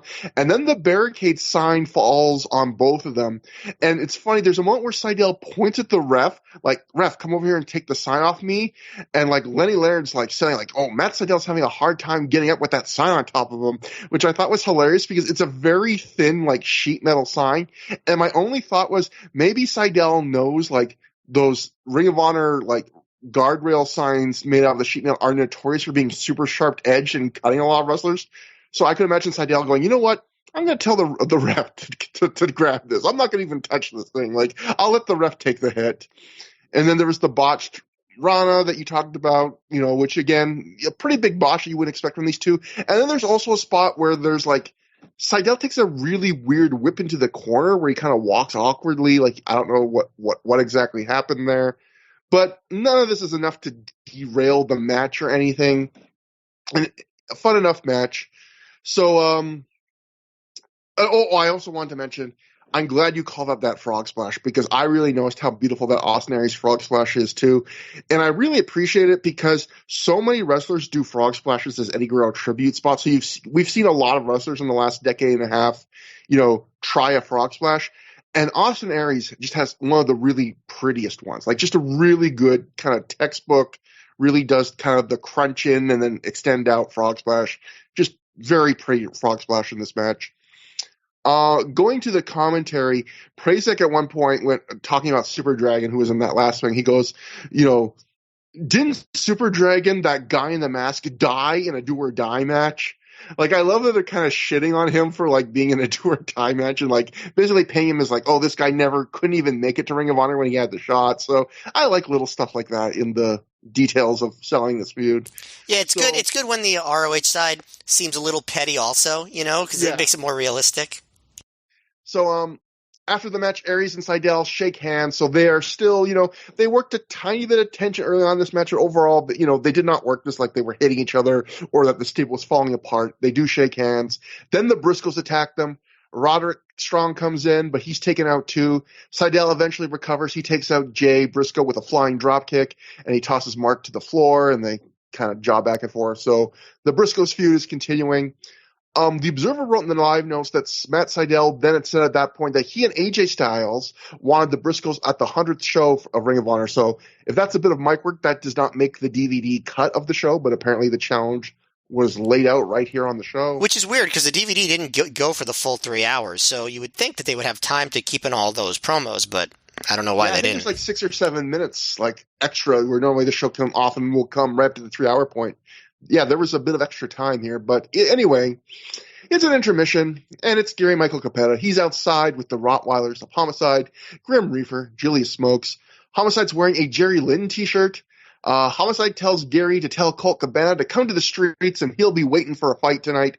Smokes cuts a promo, says they will hate Colt Cabana forever. He says Dusty Rhodes and Blackjack Mulligan looked at cowboy movies to measure their manhood, what their manhood was all about, while they look at 50 Cent, Tupac, and Biggie Smalls to measure their manhood. Smoke says Cabana must die. And then after this long, intense Julius Smokes promo, Gary just deadpan says, 2 words I understood: hate and die. This is one of the best Julius Smokes promos I've seen in a really long time, honestly. Like, he actually says new things. Usually he just repeats his catchphrases. Like, he actually cut a promo here. I thought it was cool. And then Smokes, after that, he does the craziest growling bark into the camera that he's done in quite some time. So yeah, Smokes was definitely on his game in this segment. For sure. Next, we get what I believe is our first ever ad for ROHvideos.com on one of these DVDs with a Gabe Sapolsky voiceover talking about its exclusive content and clips from shows that haven't even been commercially released yet. Gabe says you're not getting the whole story unless you go to Ring of Honor ROHvideos.com. I remember, Matt, that being a huge deal at the time where, I think younger fans won't understand because we live in the instant gratification era where every show is live, or even PWG, which is, people complain about PWG. Even they usually within a week or two have an extensive highlight video of the show. It was a huge deal for a fan like me that would often have to wait weeks or months to get the DVD release of a Ring of Honor show to be within the first week, I can see clips of a show that just happened. That blew my mind at the time. Yeah, they didn't do much with it for a while. No. And I don't think ROHvideos.com really lasted that long, maybe 6 to 8 months. I'm not totally sure exactly. From this point, I think probably by the late 2006, it wasn't really, maybe I'm misremembering, but I think a lot of that stuff was just integrated into the ROH video wire, which would just be on ROHwrestling.com. And they would use that as a device that they would use to promote stuff for a while after that. Yeah, I would agree. I think basically, probably I would imagine basically all their energy behind videos just went from, instead of doing a whole site with different things and free occasional matches and stuff, just let's just pull all our energy into the video wires, which I think worked out. But that brings us to the Irish Airborne of Dave and Jake Christ defeating Sal Renaro and Tony Mamaluke in 9 minutes, 17 seconds when Jake Chris pinned Mamaluke after Dave top rope double stomped Mamaluke's head as he was on Jake's shoulders, followed by Jake Death Valley driving Mamaluke onto Dave's knees. This is Tony Mamaluke's last match in Ring of Honor, I believe, ever. This is him, ending his second run here. He ends up, going to the newly reformed WWE ECW and spending some time there. This match felt strangely ahead of its time in a weird way, in that it felt almost choreographed. And I don't know if it was, but we were talking at the main event of the last show on the 4th anniversary show, the Aries and Strong versus Seidel and Styles match, how big spot fest matches, and particularly tag matches back in the day, they did not feel as choreographed. So in some ways, we talked about some of the disadvantages of that, but in some of the advantages to that, they felt a little more organic. There was a little more stopping to call the next spot, a little more maybe just clovering each other in the middle of spots. This match felt kind of like the more modern wrestling, where so many of the matches feel like they are move for move choreographed, lots of intricate stuff, just a lot of big spots, just a lot of go, kind of artificial, but still fun in a weird way. There's a slightly slow start, and then this is just move after move. And it does not feel nearly as smooth and as snappy as modern tag matches, but it does have, to me, a little bit of that feel. Maybe I'm crazy. There's some moments of this match that, again, have that feel where it feels a little bit more like a dance than a match, than a fight. But I thought this was low good. It was kind of a dumb, just shut my mind off, enjoy the pretty moves kind of match, and I thought Mamaluke, this is one of those matches where we've seen a lot of tags with him and Cell where he's content to be I'm going to slow the match down, do my grappling, because that's what I do. And I don't always hate that, but this was a match where it was the other three guys were all doing spots. He's I'm going to keep up the pace with these guys. And Sal Renaro, a lot of tag matches we see him, he basically is just the designated guy who gets the shit beat out of him. Here he gets to do as much offense as he takes, if not more. So I thought those were kind of interesting, refreshing changes. The match just kind of whizzes by. I'm not crazy. I might be crazy. I did nothing special, but I enjoyed this more than I thought I would. Yeah, I thought the match had some cool moves. Not a lot of flow, and maybe that's part of the whole choreograph thing where they do a lot of moves, so it doesn't feel like there's a lot of transitions. But I remember first of all, what struck me is oh wow, they were really thinking of building up Irish Airborne into a major act, because they really put them over big, and the announcers really talked them up a lot. And they, when they got the pin, they were oh my god, what an upset. The other thing that I thought was do we really need another flashy, just kind of characterless babyface team with Blade and Mikaze? But then as I watched the match, I was no, Irish Airborne were presented pretty differently. They were bigger guys. They did more hard hitting stuff.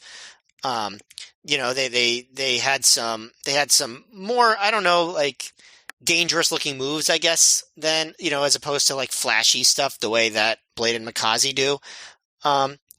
But they do some cool stuff. Dave Chris, he runs up the ropes and gets some really good hang time, jumping off into an arm drag type of move. Jake also does a cool backspring into a headlock takeover. I thought that was a really cool move. At one point, Mamaluke and Renaro, they go for their spiking DDT. Jake reverses out, and Dave is up on the top rope, and Mamaluke follows him up and sees Jake coming from behind and leaps off into the guillotine choke. I thought that was really cool. And I also like the finish. He powers out, Jake does, of the guillotine choke, and just Death Valley drivers Mamaluke onto Dave's knees. So I thought, I also think I liked it better than I expected to like it. Despite there not being a lot of flow to it. But it did strike me that, at least at first, it feels like Gabe was pretty high on the Christs. One thing you said in that is you're kind of surprised that they were pushing the Christs when they already had kind of Blade Mikaze. Well, Kid Mikaze's last match in the company is the very next show. So they don't have to compete with Mikaze and Blade for very long. They're pretty much, I mean, Blade will be around a bit longer, but Mikaze's done, which again is kind of sad because I think Mikaze and Blade have looked solid. They haven't had any show stealers, but I don't think they've had any these guys are terrible performances either. But yeah, again, this kind of goes back to what I was saying earlier, which is it just was this era of Ring of Honor was all about like just trying a whole bunch of high flyers in different forms and none of them sticking. And yeah, but I do want to also make the point that like after I thought that, like I did realize that they were different. You know, they weren't just two teams that did the same thing. They had different auras to them, different attributes. And I feel like they're starting Chris off with a little bit of a hotter, start in the definitely. sense of they really tried to put over like, oh, this is a big upset. They just beat the former tag team champions. Right, as opposed to just going even with the Ring Crew Express. Yeah. Yeah. So they definitely, it seems like, are more excited for these guys. This is, they've had a couple pre-show matches, but this is their main card debut. So at least initially Ring of Honor seemed to be fairly excited behind these guys. In fact, I don't know if it's on like the next show or something. I think there's even a note about them saying how their Ring of Honor management's pretty like jazzed about the Irish Airborne. But that brings us to the Ring of Honor World Title match. Bryan Danielson successfully defends the title by defeating Alex Shelley, scored to the ring by Prince Nana, via pinfall in 32 minutes, 28 seconds, when he turns to the kettle mutilation, flips it over into a pin. Matt, before we get to go with the review, we basically have a whole other section because there is a lot of mic work here. In some ways, it's as much of a story as the match. A lot of stalling is what was going on here. Yeah. But before the match, we get dueling "Let's Go Shelley, Let's Go Dragon" chants.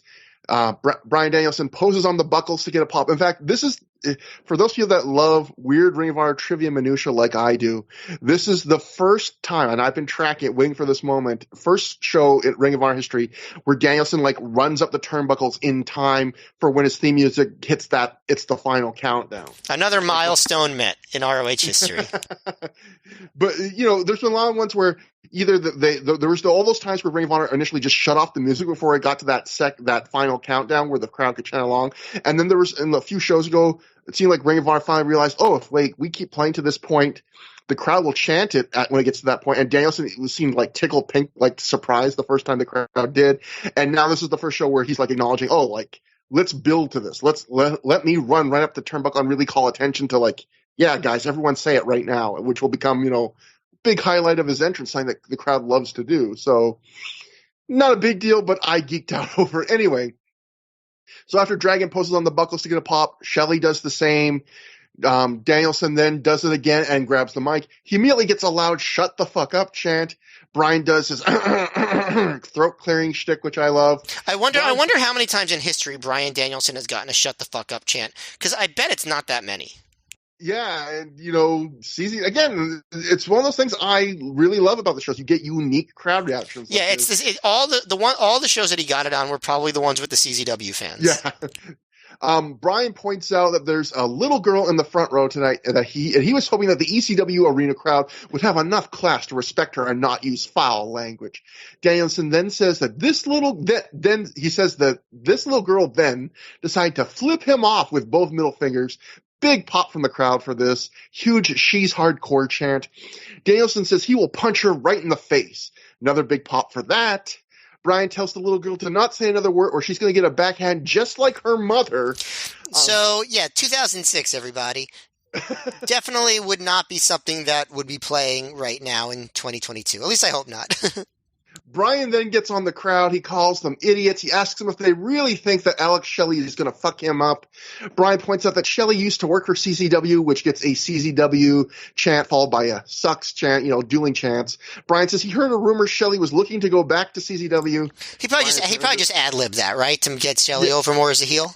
Yeah. Well, that's one of the interesting things about this segment and this match where both guys seemingly tried to be heels. Like, we can get to the match, but yeah. Bryan says he already kicked the crap out of Chris Hero so much that he ran to Mexico to be with his buddy, quote unquote, Claudio. It seems like there might have been a weird edit cut there or just a weird changing of camera shots. But either way, Bryan's next line is him swearing that was not a reference to folks having anal sex. So yeah, more 2006. Yeah, it just, we'll see during the match. Like it's like, this was like an interesting segment, but like, it's always kind of jarring to see how like inherent homophobia was to all this stuff at the time. Like, it's very hard for me not to pay a lot of attention to that aspect of it.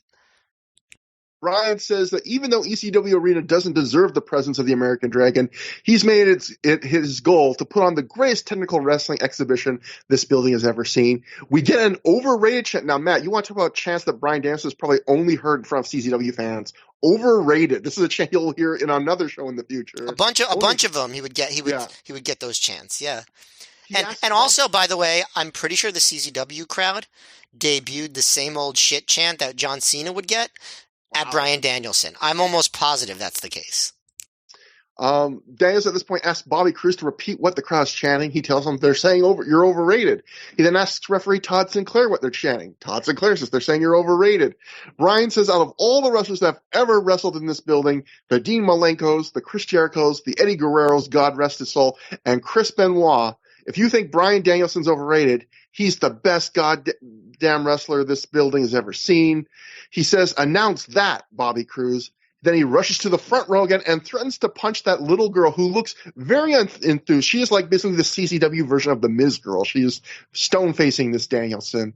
The crowd chants for her to fuck up Bryan. Bryan grabs the mic and says that girl couldn't fuck him up. They acknowledge some other fan that's heckling him. He says, this fan couldn't fuck me up. He calls that fan Fat Man. He says, if every person in this building charged the ring, they couldn't fuck him up. Then when Bobby Cruise is doing the ring introductions, Bryan makes him announce him as the best technical wrestler to work in ECW Arena ever. He then gets some boos, but that gives way to a very loud dragon chant. Matt, I wrote in my notes here, between this and what we'll soon see from Shelley during the match, it's like the ECW Arena is on top of a demonic pit that brings out the worst in every person that works here, because it definitely is like the coarsest Bryan Danielson you will ever see. And I agree, like, a lot of this stuff does not age well, but I will also say just the sheer emotion and how he plays the crowd and his charisma, it is a fantastic performance from him. And it's one of those moments where it's another one of those promos where for years after this, people were saying, oh, Bryan Danielson doesn't have charisma. Like, watch this fucking segment. He controls this crowd. He is having the time of his life. He is playing with them. Like, he is having fun, like, just ad-libbing based on their reactions. You know, he is completely at ease here. You know, he is genuinely, like, good on the mic in 2006. And, it is kind of weird that even though this feud felt like up to the show, the Embassy were the heels, he basically tries to turn Shelley babyface with the like, oh, rumors he's going back to CZW and all this stuff. And I wouldn't say that's trying to turn Shelley babyface, because again, most of the crowd not CZW fans. Yeah, but when you're trying to tell the fans that are there, like, oh, Shelley's rumors he's going back to CZW, like, I mean, you know what kind of reaction you're going to get at least from those CZW. I don't know. I think he was trying to just get the crowd to be like split, to have the CZW fans cheer for Shelley. I think that's more what it was, because the ROH fans were going to cheer for Danielson no matter how heelish she was. But yeah, I know, like, I agree. Like, putting aside the stuff that ages really poorly, because you kind of have to at certain points. Yeah, I remember seeing this live. This was a revelation for me, because I hadn't seen his mic work at Unscripted 2 yet. And I had never seen Danielson like this. It was shocking to me that he was capable of this.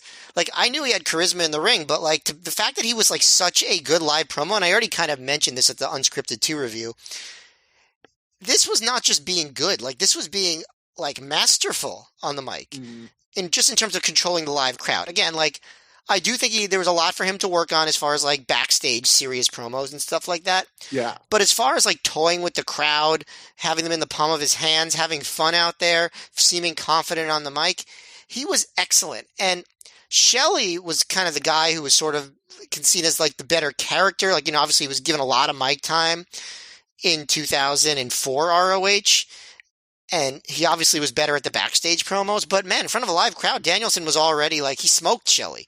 Like, even the times that Shelley did get on the mic later, like, Danielson was it. Like, he was just had it all. And I couldn't believe it when I saw it live. Now, obviously, it's not as shocking because I've seen Danielson be a really good promo and character for years now, but I can't tell you how amazed I was seeing this live the first time I saw it. I was just like, holy shit, this guy is incredible on the mic in this environment. And I still think he was. Yeah, and I think you put a great point on it just there, which is if there was any weakness Danielson had at this point as a promo, it was if you had to give him like a 60-second backstage where he basically had to recite bullet points or like sell an angle. But whenever it was just Bryan Danielson organically reacting to things happening around him, particularly when he was in the ring, like on this show, he had so much comfort than like 90% of wrestlers, Now, part of what helps is the fact that he did not have to get himself over on the mic. He was already over. The crowd already saw him as a huge star. Like, what would, if he had walked in front of a WWE audience and been like given a mic and said, okay, get yourself over, could he have done it? I mean, I'm not sure that he couldn't have, honestly, but it would have been less of a sure thing. And I feel like this promo is basically as close as we're ever going to get to what Bryan Danielson would have been like if, like, he was a generation earlier and came up in Paul Heyman's ECW. Because, again, it definitely had that vibe of, like, he's putting over how he's such a great technical wrestler, but he's kind of coarse. He's calling wrestler fans fat. He's telling a little girl he's going to hit her and hit his mom. Like, I feel like this is kind of ECW Arena brought out the ECW, which is not a good thing in Bryan Danielson. I could see an alternate timeline where this is basically like Bryan Danielson in the mid-90s. Yeah, and we'll see some more on the next two Philly shows. Danielson does more mic work against the CZW fans, and a lot of that doesn't hold up well either for the similar reasons. But he was having so much fun messing with the CZW fans, and that will not end on this show. And Matt, so we just talked about whether this promo holds up. How did the match hold up? It's interesting. This is a match unlike any other world title match you're going to see in anything resembling a major promotion. So I'll first start with this. The last 10 minutes of this match, as a wrestling match, were spectacular in my opinion. Like, just fantastic. The execution, the drama, the crowd reactions. It was great. Everything before that, I feel like your mileage may vary. There was definitely stuff that didn't hold up. They do stall a lot, especially the first 5 minutes. The crowd immediately starts chanting something homophobic at Shelley. So Shelley feels a need to assure the crowd that he likes vaginal sex. Then Shelley gets on the mic after some more heckling and he tells the crowd, like, I don't come down to McDonald's and tell you how to do your job. And I definitely don't go down on the corner to where your buddy works, slap the dick out of his mouth and tell him how to do his job, which of course is more homophobia, which is just inherent in everything in indie wrestling at this time. But also, I feel like I first heard that line from Mr. Show. I don't think they invented it, but the whole I don't come down to where you work and slap the dick out of your mouth. That's where I first remember hearing that joke. But then Shelley gets on the mic, and again, it's not as good as Danielson, but he does call. He says that he makes fun of the name, the new Alhambra Arena. He goes like the new Arena, and then he says he would call it the Toilet Arena because when he looks around, he sees nothing but pieces of shit. And then he takes a page out of Danielson's playbook. He says the crowd can't tell him how to wrestle. Then immediately after that, Danielson plays up on the homophobia by getting Shelley in a test of strength, getting him on his knees and then yelling, I hear he likes the cock, and then thrusting his crotch in Alex Shelley's face. So yes, this is about as coarse and offensive as you will ever see Bryan Danielson. It's kind of shocking, actually, because this is a wholesome and nice person, but he is just getting into the milieu, I guess, of what things were like in indie wrestling in Philadelphia at the new Alhambra Arena. They do eventually get into some wrestling, though, after about 5 minutes.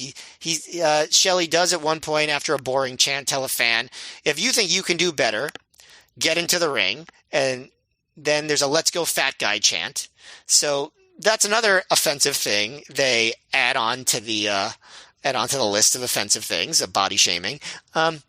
And the guy doesn't get into the ring, so Shelley calls him a pussy. So this is like being at like a coarse, like underground New York comedy club, I feel like.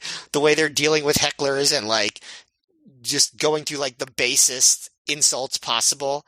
You know what I mean? Like it feels so different than what I'm used to. So like all of that makes the match not exactly must-see viewing for everybody. At that point, they do get down to business, kind of. They're definitely being playful. Like there's stuff where like Shelley keeps getting Danielson into a head scissors. So this is the second match where they really work head scissors, and Danielson keeps escaping, and Shelley keeps trying to avoid Danielson escaping. This is more playful than the Aries and Seidel version of that. Like at one point, Shelley bites Dragon's thumb to get out of a hold. But they do get more serious. Most of the stalling at this point is not, like heckling the crowd. It's more like Shelley going to the outside and going to consult with Nana after slapping Danielson in the face, and then eventually Danielson slaps him back, and Nana says he broke Shelley's eardrum, referencing the. I love that one. I laughed out loud. There's a moment, where Shelley gets slapped on the side of the head. He goes to the outside, and then I don't know if you heard this, but Nana goes to Shelley. He goes, testing 1 2, and Shelley's like, I can't hear. And then Nana goes, oh God, what are we gonna do? Yeah. I just love that reaction. Yeah, and he's really good. And it also references Carino homicide, which is a big part of ROH folklore. At one point, like when the CZW fans continue to heckle Danielson, who, by the way, remember in the Rave match I said that Danielson put his heel persona to the side to be the babyface against Rave? He does not do that here. He really leans into it, and this is like a heel versus heel match, but the crowd is really into it because the ROH fans still continue to cheer Danielson anyway. He really gets into doing this like deep abdominal stretch, and then he does the thing where he grabs the rope behind the ref's back, but like it's so funny the way he does it because like he has so much fun. Like he wiggles his fingers every time he's about to like grab the ropes with this big smirk. And eventually he keeps doing it until he just holds it in while Sinclair is looking, and then he does the I have till 5.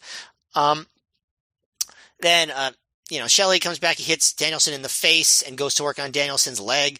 So Shelley is working on Danielson's leg for a while, and then Danielson taunts the crowd while teasing a surfboard, does a funk-style spinning toe hold, locks in the figure 4. And at that point, like, Shelley is almost thrust into the role of, like, fighting from behind as the babyface, which you wouldn't expect. So they try a bunch of things. There's no, like, clear linear storyline to this match. It kind of goes in a bunch of different directions. The main thing is Shelley starts to work on Danielson's neck because he's going to go for the Border City stretch and the sliced bread number 2. He does multiple neck breakers. I think 4 in a row, then works on Danielson's arm, then hits a belly-to-back suplex over the top rope and Danielson's on the floor. And at that point, Nana holds Danielson for Shelley to do a tope onto him, but Danielson moves and Shelley hits the tope onto Nana and also like has a really scary landing on his own, like landing almost on his head there. And at that point, Danielson throws Shelley and Nana over the guardrail, and then for the second time in ROH, does the big flip dive over the guardrail onto Shelley and Nana, and of course the crowd goes crazy for that. And that's when we really start getting into the final stretch where like they're hitting everything. Danielson hits the missile drop kick. Shelley avoids a roaring forearm, and Danielson avoids a shell shock and hits a German suplex, and goes right into the cattle mutilation. And Shelley gets to the ropes. So Shelley then hits his own frog splash, gets a 2 count on that.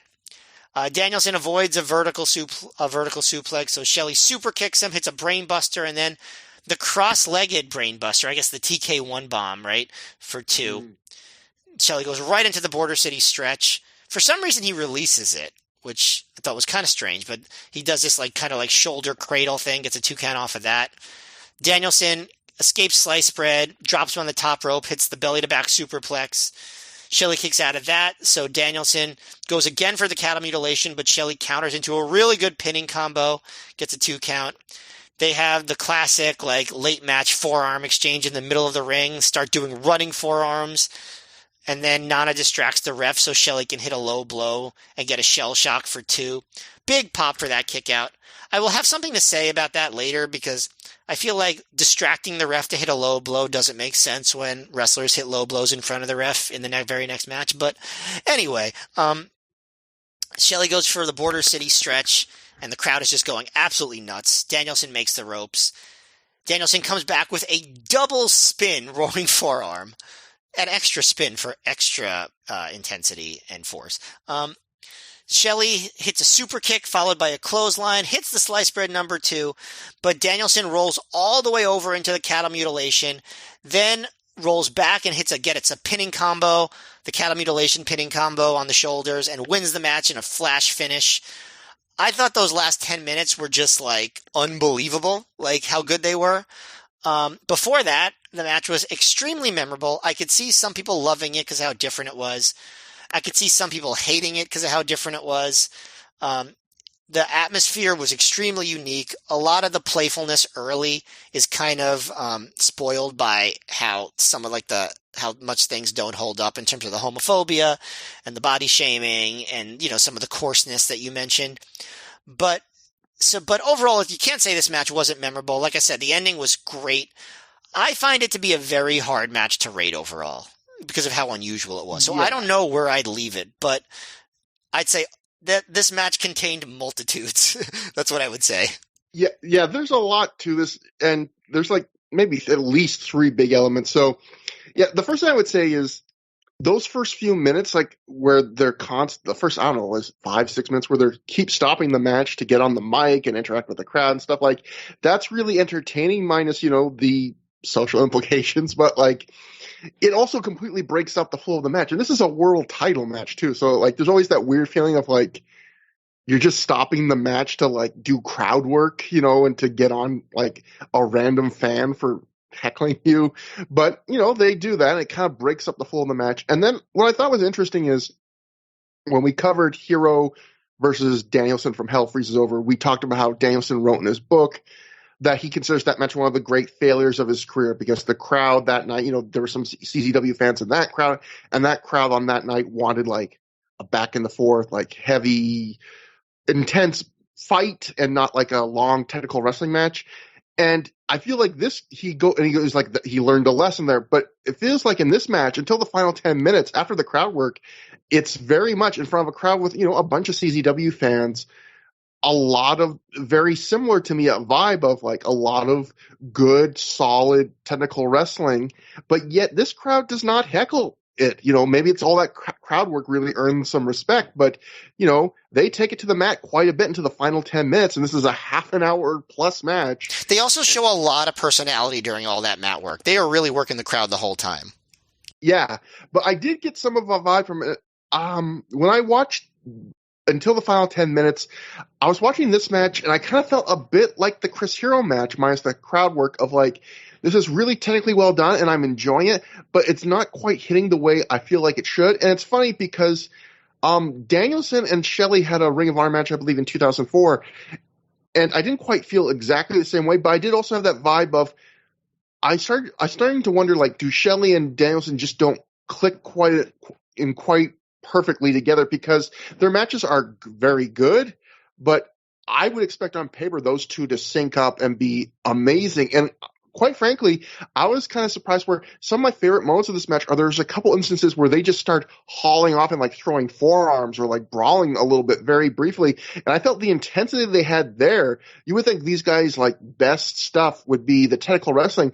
I felt like when they just kind of threw hands, it was surprisingly like really effective and lively. But then it gets to that final 10 minutes and we were talking about the Jimmy Rave Bryan Danielson match. One of my favorite things about that match was I felt like there was this very nice progression throughout the match. And even in their final 10 minutes, lots of big moves, but they kind of spaced them out and it felt like an organic progression. This is a match where it felt like they just flipped a switch, where like even where Shelley works over Danielson's neck, it's like he had barely, if any, done any neck work on Danielson the first 20 minutes of the match, even though he had done promos on this show and other shows about that was his goal. And it's like with 10 minutes left, it's almost like he remembers, oh, right, I got to work on his neck. And that's when he does all the neck breakers in a row that you talked about. And that's when he really starts working on the neck. But it almost felt like maybe you should have done some of that a little bit earlier when you're working a half an hour match.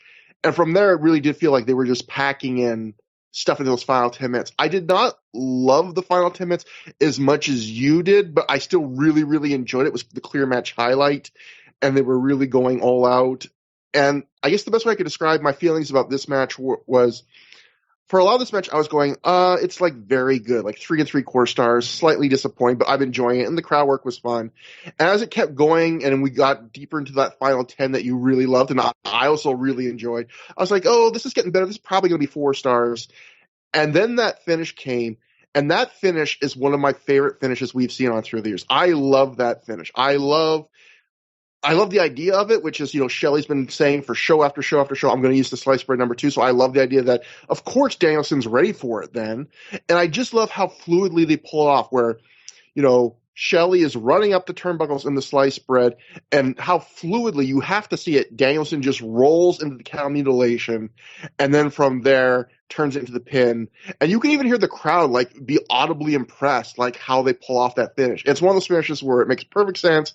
It's really satisfying from a story standpoint. It looks great. And to me, I was just like, well, this has to be 4 stars now, because I was like, this is the kind of finish that is so good, I would add a quarter star or whatever just for the finish. And I don't feel that way about a ton of finishes, but I love that finish. Yeah, everything was executed amazingly well at every portion of the match. There was no point where I'm like, oh, they could have done that spot better. The flow was weird, and there was just a bunch of different directions it went in. So that's why I say I don't really know how I would rate this match. It was a very hard match to rate, because I think I liked the early part of the match less than you, and I obviously liked the later part of the match a lot more than you. But so I couldn't even give it a rating, but it's a fascinating artifact with some great wrestling thrown in. Yeah, and I agree, why this is hard to rate, because there's so many different parts of this match where it feels like it's trying different things, whether it's this first section is just about working the crowd, and this section's about, kind of good technical wrestling, but that doesn't really have a ton of purpose, and, now we're going to do this part about the neck part, and now we're going to do the part where we're going just fucking crazy, and Danielson's diving into the crowd again, and, it changes, I wouldn't even say gears, just, focus, a bunch of times, but yet, like you said, there's a lot of good things. Like you said, it contains multitudes. There's a lot of good things within this match, even if they don't all kind of conform into one distinct thing. But, agreed. Yeah. Also, that moment where Shelley accidentally topes Nana, that's a great visual too, because he comes in so high, he topes Nana's headdress off Nana's head. It just comes off as he's flying over him. Great visual there. But anyway, after the match, Danielson and Shelley actually shake hands. So, even though Shelley's a heel and they have kind of done an angle where the embassy attacked Danielson, they outright do the shake hands here.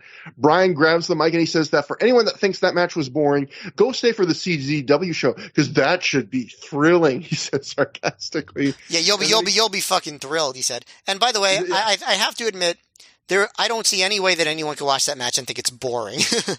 Yeah, and again, I was shocked that the crowd did not turn on that, because knowing what happens in a future CZW Ring of Honor dual crowd show with a Danielson match, knowing, on paper, just forgetting what this match was like, seeing it's 32 minutes long, I was like, the CZW fans are going to shit on this, and there's no boring chance, that I could hear. Well, no, there was at the beginning, because Shelley heckled the guy for saying this. At the very beginning. Yeah, well, I think that's a big part of it. They worked the CZW heckling into the story of the match, and I think that helped kind of, defang it.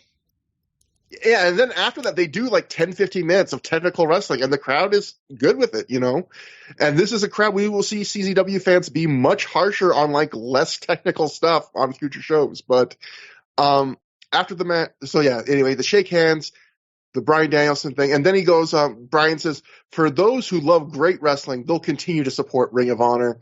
And then we get to the main event, which is, I guess, supposed to be one match, but was actually 2. So the Observer wrote, Dave Meltzer wrote, Samoa Joe still wasn't there as they announced the Colt Cabana versus Christopher Daniels versus Samoa Joe 3-way would be a singles match. Crowd wasn't happy with this.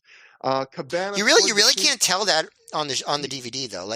The crowd is definitely respectful. I would say they were almost generous with what the reaction they gave to what we're about to talk about. Yes. And Dave says Cabana scored the clean pin in a match people weren't into. So that brings us to Colt Cabana defeating Christopher Daniels, scored to the ring by Allison Danger, via pinfall in 13 minutes, 43 seconds using a folding press. So this was supposed to be a 3-way dance. So like we talked about earlier, the original main event for the show was supposed to be a tag with Loki, Daniels, Danielson, and Joe. Then it turned into, I guess, even though it seems like a really weird random match, like Samoa Joe, Daniels, who were feuding, but then throwing Colt in there. But that was supposed to be like Ring of Honor's tribute to the 3-way dance. And then because Samoa Joe, apparently, if you believe commentary, had not even yet arrived at the building when this match started, they decided, I guess, that they couldn't stall anymore, and they just do a singles match. So I looked at my notes for the last Cabana Daniels match that was at Sign of Dishonor. And because a lot of times, Matt, I have such a bad memory, and we don't do the show weekly, that a lot of times when I watch a match that we've seen before in Ring of Honor, I'm like, I got to read my notes just to remember what I thought about a match we've already reviewed for the podcast. So I was like, what did I think about the last one they did? And I was shocked how many quotes I had in my notes that I would apply to this match. So these are quotes that I would apply to both of them. Mechanically sharp but soulless. First part is a pretty slow, methodical match that is mostly about basic holds. Daniels works over the midsection. Like, all these things I said about the last match, I could apply them all to this match. It's near the top of the card. I mean, technically, it's kind of the main event. Doesn't feel like a top-of-the-card match. The offense is a little too simple. The pace is a little too laid back. There's a real lack of emotion. There are differences between this match and the Sign of Dishonor match, which I know we both agreed that was a disappointing match between Daniels and Colt Cabana. But it had some interesting storyline elements, at least. Exactly. Like, this match is 10 minutes shorter, which is good, but it also didn't have the Punk on the outside storyline, like which I think we both agreed added to that match. Gave that match something memorable, something entertaining. Colt's not jokey fun Cabana, obviously, because he's at a different point in his career here, but he's toned down a little bit from working against Homicide levels. He does get a little aggressive early with Daniels. He bites some fingers to try and break one hold, but he's not like ultra screamy emo Cabana, but he's also not fun-loving doing jokes Cabana. It was definitely jarring to see him coming out to that music, but like being all serious. Yeah. I would say the crowd is polite, but relatively quiet. They clap for exchanges occasionally. They don't turn on this match, which quite frankly, like, I would have expected they would have, because it's not that exciting of a match.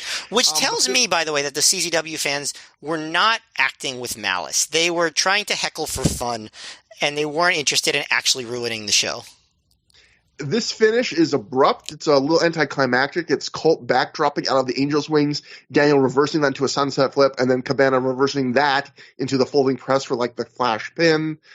I feel bad about criticizing this match, Matt, because I realized this wasn't the planned match. So who knows, like, how late in the game they realized, oh shit, Joe's not here. We're not going to be able to plan this. We're going to have to do something different. But at the same time, because so many of the flaws I see in this match are flaws in their last match, which they did have time to plan, I feel a little bit better about criticizing it.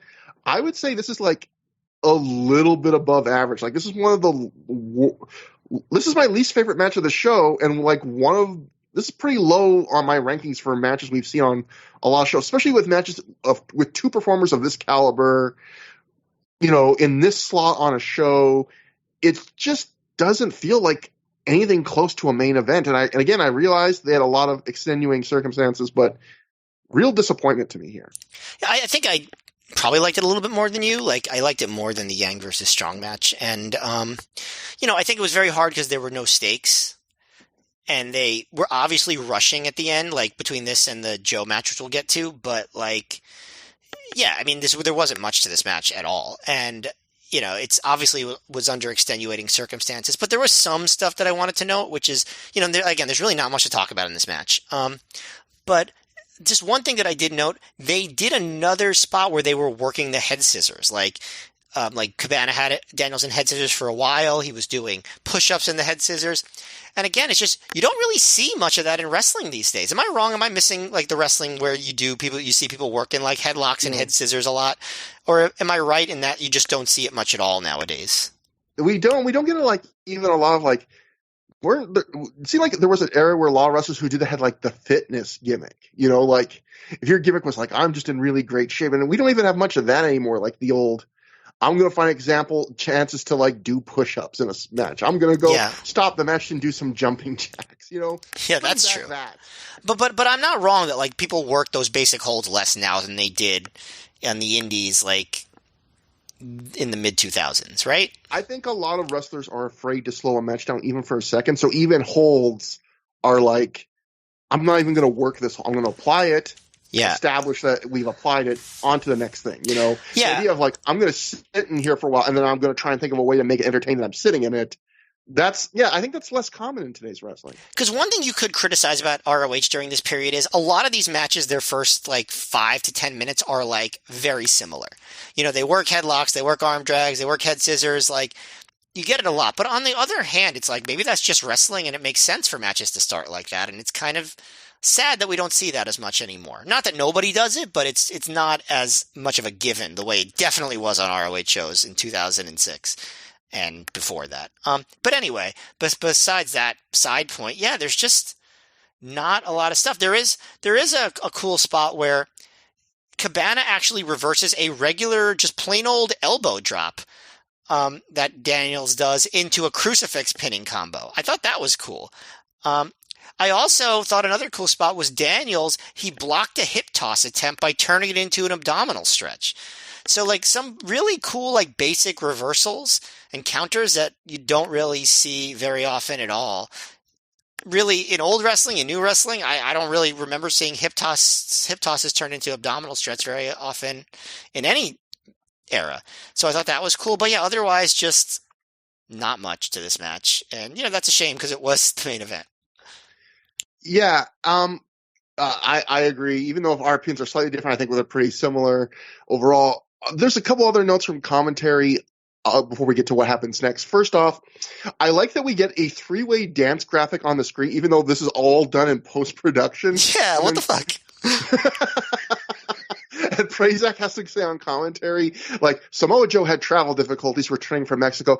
And he says on commentary during this match, and I would love to know if this is true or not, because this is kind of fascinating. He says Joe is 5 minutes away from the building and will wrestle the winner of this match tonight. It'd be interesting if he really was 5 minutes away from the building, like, before this match starts. Because then you would wonder, like, couldn't you stall for 5 more minutes then? Yeah, right. Literally, they wouldn't have had to do anything. They could have just been like, okay, we could just leave the ring empty for 5 minutes. But at the same time, maybe it's not fair for Joe to have him enter the ring and then enter the arena and be like, okay, immediately you're going out there and working a 20-minute match. Maybe that was part of it also. Just like, no matter when Joe gets here, he's not going to have time to prepare for this match. So let's not have him do the match. I think that probably is the reason more than anything. And as we've seen from the opening promo, we know how long a 5-minute drive to the ECW Arena can really be. So, yeah. Also, when they just came off a show where Jack Evans got to the building and had to run to the ring and do a match, and it didn't go so well. So maybe for the sake of Samoa Joe's health, it made sense that they did not expect him to go out there and actually work the match. Yeah, that's the other interesting thing, right? Like 2 straight shows. That's a great point. Like 2 straight shows where someone like is arriving at the show like with minutes to spare probably for their match. Yep. It's kind of a crazy coincidence because I'm sure there's been other times where guys have arrived late, but I can't remember in all the time we've done through the years, like one other instance of a guy like arriving this late, let alone 2 shows in a row it happening. What was going on in these Pennsylvania and New Jersey airports in 2006 in the winter time? Well, Joe getting a flight from Mexico and Jack Evans was coming from Japan. So it's when you venture out of country, Matt, that's when the trouble starts. But I'm sure that is true. There are more delays in international flights. But I'm such a worrier. Like I over prepare for so many things, and I stress out a lot, like about obligations. That's like one of my biggest nitpicks, fears in life, whatever. But I couldn't imagine as a wrestler, like this is something you must have to deal with all the time. Like the idea of, well, I booked a wrestling show for Saturday. The flight says it'll be a 16-hour flight from Japan, but it says I should be there with 2 hours to spare as long as there's no delays. Like, I would be, like, sweating bullets for the next, like, 3 weeks. I'd be like, oh, shit, it's going to get delayed. But I have to imagine that's just wrestlers' lives. Also, when you're coming through an international flight, you have to go through customs. Yeah. Which could add a lot of extra time to your arrival. Yeah, it's just...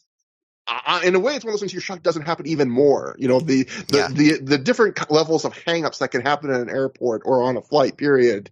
And I imagine a lot of these wrestlers when they were working, like, going from international to some indie to maybe across the country to another indie the next night, sometimes even like, how close they probably often are cutting it. But Anyway, the other comment on commentary I liked was there's this cute moment where Prazak's on commentary and he goes, the first ECW three-way dance was originally a singles match with the third man coming in only after 5 minutes. So he goes, in a way, this match is still a tribute to that concept. And Gabe Sapolsky, who obviously has, his roots in ECW working for them, he is so impressed by this. It's this adorable moment. He actually gets on mic, and you can tell it's genuine to be like putting over Dave Prazak for that comment. He goes, that's why you get paid the big bucks. Yeah, like you can tell Gabe was really like, you know what, Dave Prazak, that's a great way of tying it together. It's a rare moment. It's always nice to see someone on their job get props from their boss. It's weird to see that on a wrestling show, but it's like that was a feel good moment. But immediately after the match, Samoa Joe's music hits, and this is where things get weird. He runs to the ring in jeans and a t-shirt. I don't know if I've ever seen Joe wrestle before in jeans and a t-shirt. He attacks Colt Cabana and Christopher Daniels. Daniels eventually rolls out to the floor. We never see him again. And Joe versus Colt is on because, as Prazak said in the commentary, they decide whoever won that singles match is going to get Joe, which you can say on paper extraordinarily unfair because Joe's fresh. But I would complain a lot if I was Colt Cabana in this situation. Although I think maybe commentary mentions this, they try and cover the idea of, Joe is also at a disadvantage because he's literally had no time to get ready and stretch or anything. Like he is in his street clothes and he's just gotten to the building, which is a point. Either way, Samoa Joe defeats Colt Cabana via pinfall in 2 minutes, 45 seconds after a muscle buster. This was, Matt, I thought this was bizarre. There was almost nothing to this match. Joe's dominating in street clothes. Colt's loudly calling a spot likely because, they had no time to plan this. He probably didn't see him, obviously, until this moment for the day. But the crazy thing is that Colt, fresh after wrestling a fresh top star in Ring of Honor, after he himself just worked a full match, he kicks out of the muscle buster and he survives the rear naked choke. Right. They're really trying to put Colt Cabana over here, huh? Yeah, it was crazy. And then Joe beats him with a second muscle buster. And I was like, they're really trying to sell on commentary, like Prazak and Gabe afterwards, how big a deal this is that Colt did that. And I guess that's because they were at this time really trying to elevate Colt. And maybe they're trying to do this because they're like, okay, shit, Joe can't wrestle a whole match because he's in street clothes and didn't get to prepare. But, we had to promise some kind of match. So how do we do this? How do we kind of protect Colt? We'll let him kick out of the muscle buster. We'll let him survive the choke. But it felt kind of strangely unearned because it's so rare for someone to kick out of the muscle buster or survive the choke. Just giving it to Colt after he worked the whole match, just randomly in a match that he's otherwise squashed in under 3 minutes. It was just really weird. It didn't kind of work for me. The good news is nobody remembered it, so it didn't have any effect in the long run. Good and the bad news. The other thing I do want to mention, because there's nothing to say about this match, but the other thing I want to mention, when Cabana does his very brief comeback, he hits a low blow, and it just reminded me that Shelley had to get Nana to distract the ref while he hit his low blow, and I thought it was really funny because I watched the ref while Cabana hit the low blow, and all Mike Keener did was stand there, hold his own crotch and open his mouth and be like, oh, damn, that looks like it hurt. That was it. It made an ouchie face. So I'm just like, okay, I guess there's really no point in distracting the ref. It's one of my ROH pet peeves where it's they act like they have to distract the ref even though no one ever gets disqualified for doing stuff like this, except when it makes a really crucial storyline sense for them to do it. So, anyway, I just thought that was funny. No, that inconsistency, yeah. I mean, I've definitely ranted about that before. But now, after the match, we get to, the real main event of the show, which isn't a match at all, and the real highlight of the show, I think the thing that's remembered for. Immediately after the match, BJ Whitmer comes to the ring as Gabe again tells us how incredible it was that Colt survived the muscle buster and the choke. Whitmer grabs the mic and someone from the crowd throws and hits Joe with a roll of toilet paper. Joe walks in the crowd and he grabs the scared looking fan who it looks like was trying to run away, and fans were trying to hold him back so he couldn't run away. Joe proceeds to drag this fan to a member of security who's standing at the guardrail. This fan looks terrified. Yeah, and I gotta say, clearly Joe was very stressed over his travel because it's kind of fucked up to really go after a fan who just did something that the promotion has been encouraging for months, which is throw toilet paper. Yeah, I believe I think the Observer or the Torch, someone said this fan looks like he's going to piss his pants, and This fan looks terrified. This fan looks like I'm about to get the shit beat out of me. I'm not wrong here, right? This was not the best move on Joe's part to do this. No, I mean, Joe has a rep too in ring. We've covered how many stories? There's been like, we've probably said at least 3 stories through the years history of like stories from the newsletters of Joe taking it upon himself to like go into the crowd and like sometimes even not when a fan did something to them, but when a fan threw something at like Roderick Strong, and like Joe I guess as a locker room leader took it on himself to enforce things. And I would always say, one, like you getting hit with a roll of toilet paper, especially when that's normally a crowd participation spot, not that big a deal. And 2, let the security handle it. Yeah, it would be different if it wasn't toilet paper and it wasn't a thing that ROH fans had been encouraged to throw. When you say let the security handle it, this was such a common part of ROH shows. The security wouldn't have done anything if Joe hadn't, like, that wasn't something that would have gotten someone thrown out, especially getting someone thrown out at the very end of the show. Like, okay, great. I feel like this was just Joe being on edge because of what a stressful afternoon he'd had. That's, to me, that, even though I know he has that reputation, I just don't think he would have picked that particular fight if it was a different day. I will say, although we don't know what happened to this poor kid backstage, hopefully not like a Bill Watts beats the shit out of him in Mid-South situation, which apparently happened all the time. But from what we see on camera, it doesn't seem like he's hurt. Like, Joe takes the guy. He's obviously pissed, but kind of holding back. He calmly hands it to the security guy, and the security guy carries the guy, cradling him like a baby. Yes. Like Zach just picks him up and walks him over. He's obviously probably like, Zach is probably just like, all right, man, like, this Joe's pissed, just like get out of the way. Like, I'm sure that's what it is. Like, he's not going to say, no, Joe, this guy didn't do anything wrong. Like, obviously he wasn't going to do that. Yeah. My hope is he just took him behind the curtain and just said, like, just go home. Like, don't worry about it, but just go home. Like, hopefully there wasn't any huge traumatic experience for the scared guy who threw a roll of toilet paper. Those arrogant ROH fans outside yelling something racist at him, right? Like, apparently it happened. Shivved. But luckily there's another roll of toilet paper in his pocket that stops the knife. But anyway, Whitmer asks if Joe is still in the mood for a fight, and again he yells for CZW to get their fucking asses out here. Necro Butcher charges the ring. Super Dragon and others from CZW soon follow, followed by more Ring of Honor guys, and we get a massive brawl in and around the ring. There are simultaneous CZW and Ring of Honor chants, and eventually CZW head honcho John Zandig comes out, I believe making his first Ring of Honor appearance. He's leading a new group of guys. One, I believe it's Wife Beater. Yes, that was the wrestler's name. So I got to just like do a little tangent. Wife Beater was a crazy name to say in 2006. Imagine how that sounds, saying that was the name of a wrestler now. And the other funny thing is, this was the second famous indie wrestling wife beater, because you know who the first one was, right? Chris Hero, right? Chris Hero, and like that was actually like a media thing in the late 90s. Chris Hero wrestled some shows as wife beater, and they say like now, like, oh, it was because of the shirt. They wore the shirt. Yeah. So, but like, it just gets crazy that there was a shirt with that name, and I guess probably people still use that name, but yeah, pretty crazy. Anyway, sorry for the tangent. It's classic for that generation, like edgelord shit. Like yeah, where you can go, oh, I'm a wife beater, but that's because I wear the shirt. Wink, like it's that kind of stuff. But yeah, exactly. I do love that there was someone, Chris here, like, even though he was the one that got the famous, like, I'm going to quickly abandon this because it's going to limit my career. And then there's a whole other wrestler who's like, no, this is going to be my thing. Yeah, this was just his name as far as I know. Wife M. Beater. But, so anyway, Wife Beater comes out with a fucking electric weed whacker. And for those, again, who don't know this, if there was one, CZW, this was before the age of like Twitter and the big time of social media. But if there was something that was akin to going viral back then for like indies, one of the things was there was a spot where in a CZW show where Wife Beater, I believe, brought out an electric weed whacker, and while someone was like tied to the ropes or something, I remember seeing this clip like from like a shitty, low quality version of probably from like Kazaa or something of Wife Beater using a electric weed whacker on like someone's midsection. And, not putting in deep, he would have killed the guy, but like cutting up his stomach. And so he's referencing that coming out here with the weed whacker. Zandig and Samoa Joe duel with a barbed wire bat and chair, respectively.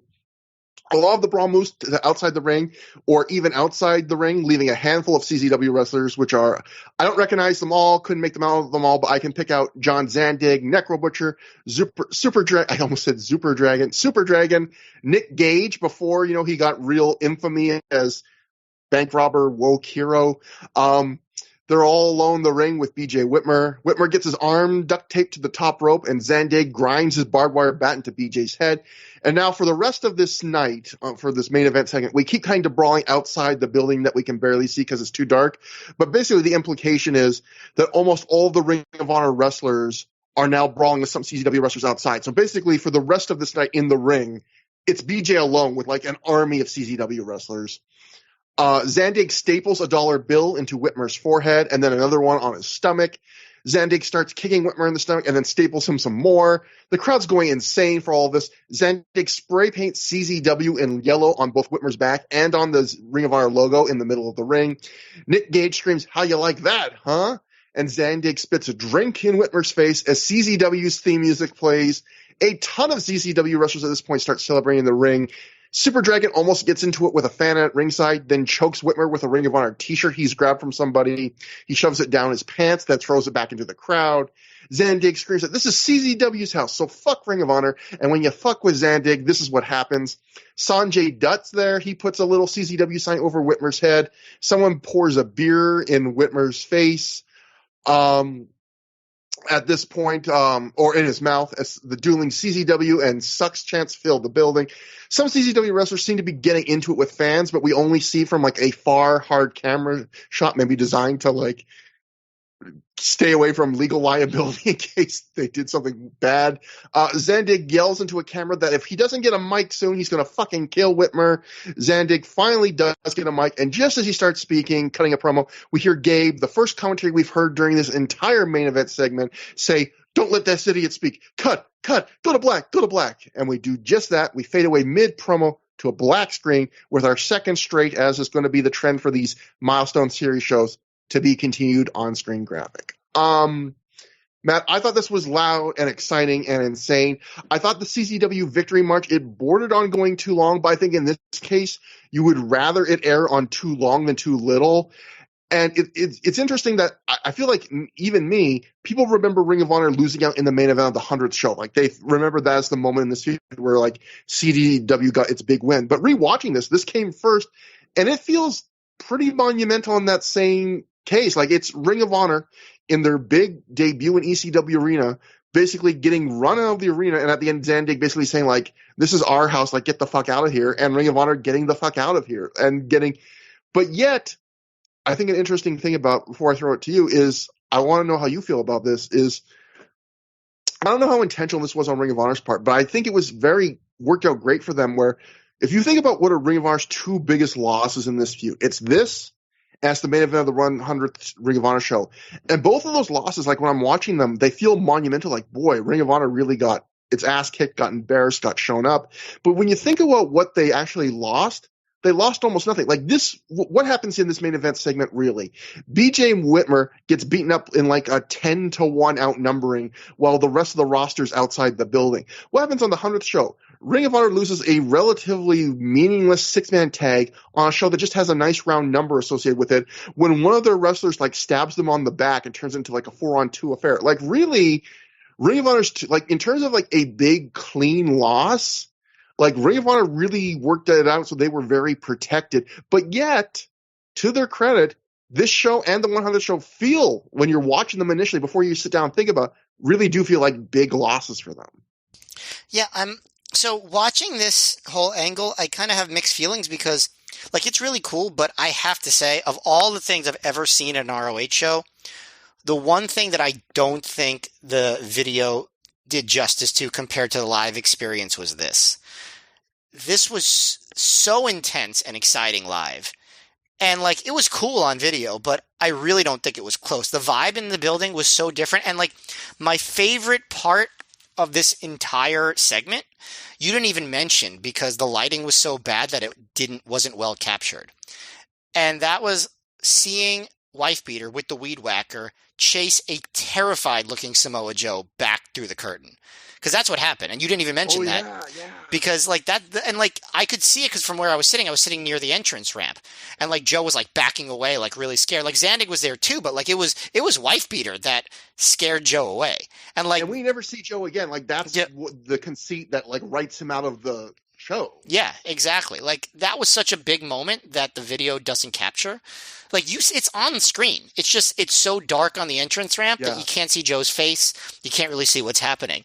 And like there's no commentary again during that segment, so if you miss it, there's nothing calling attention to it. Yeah, so like that disappointed me.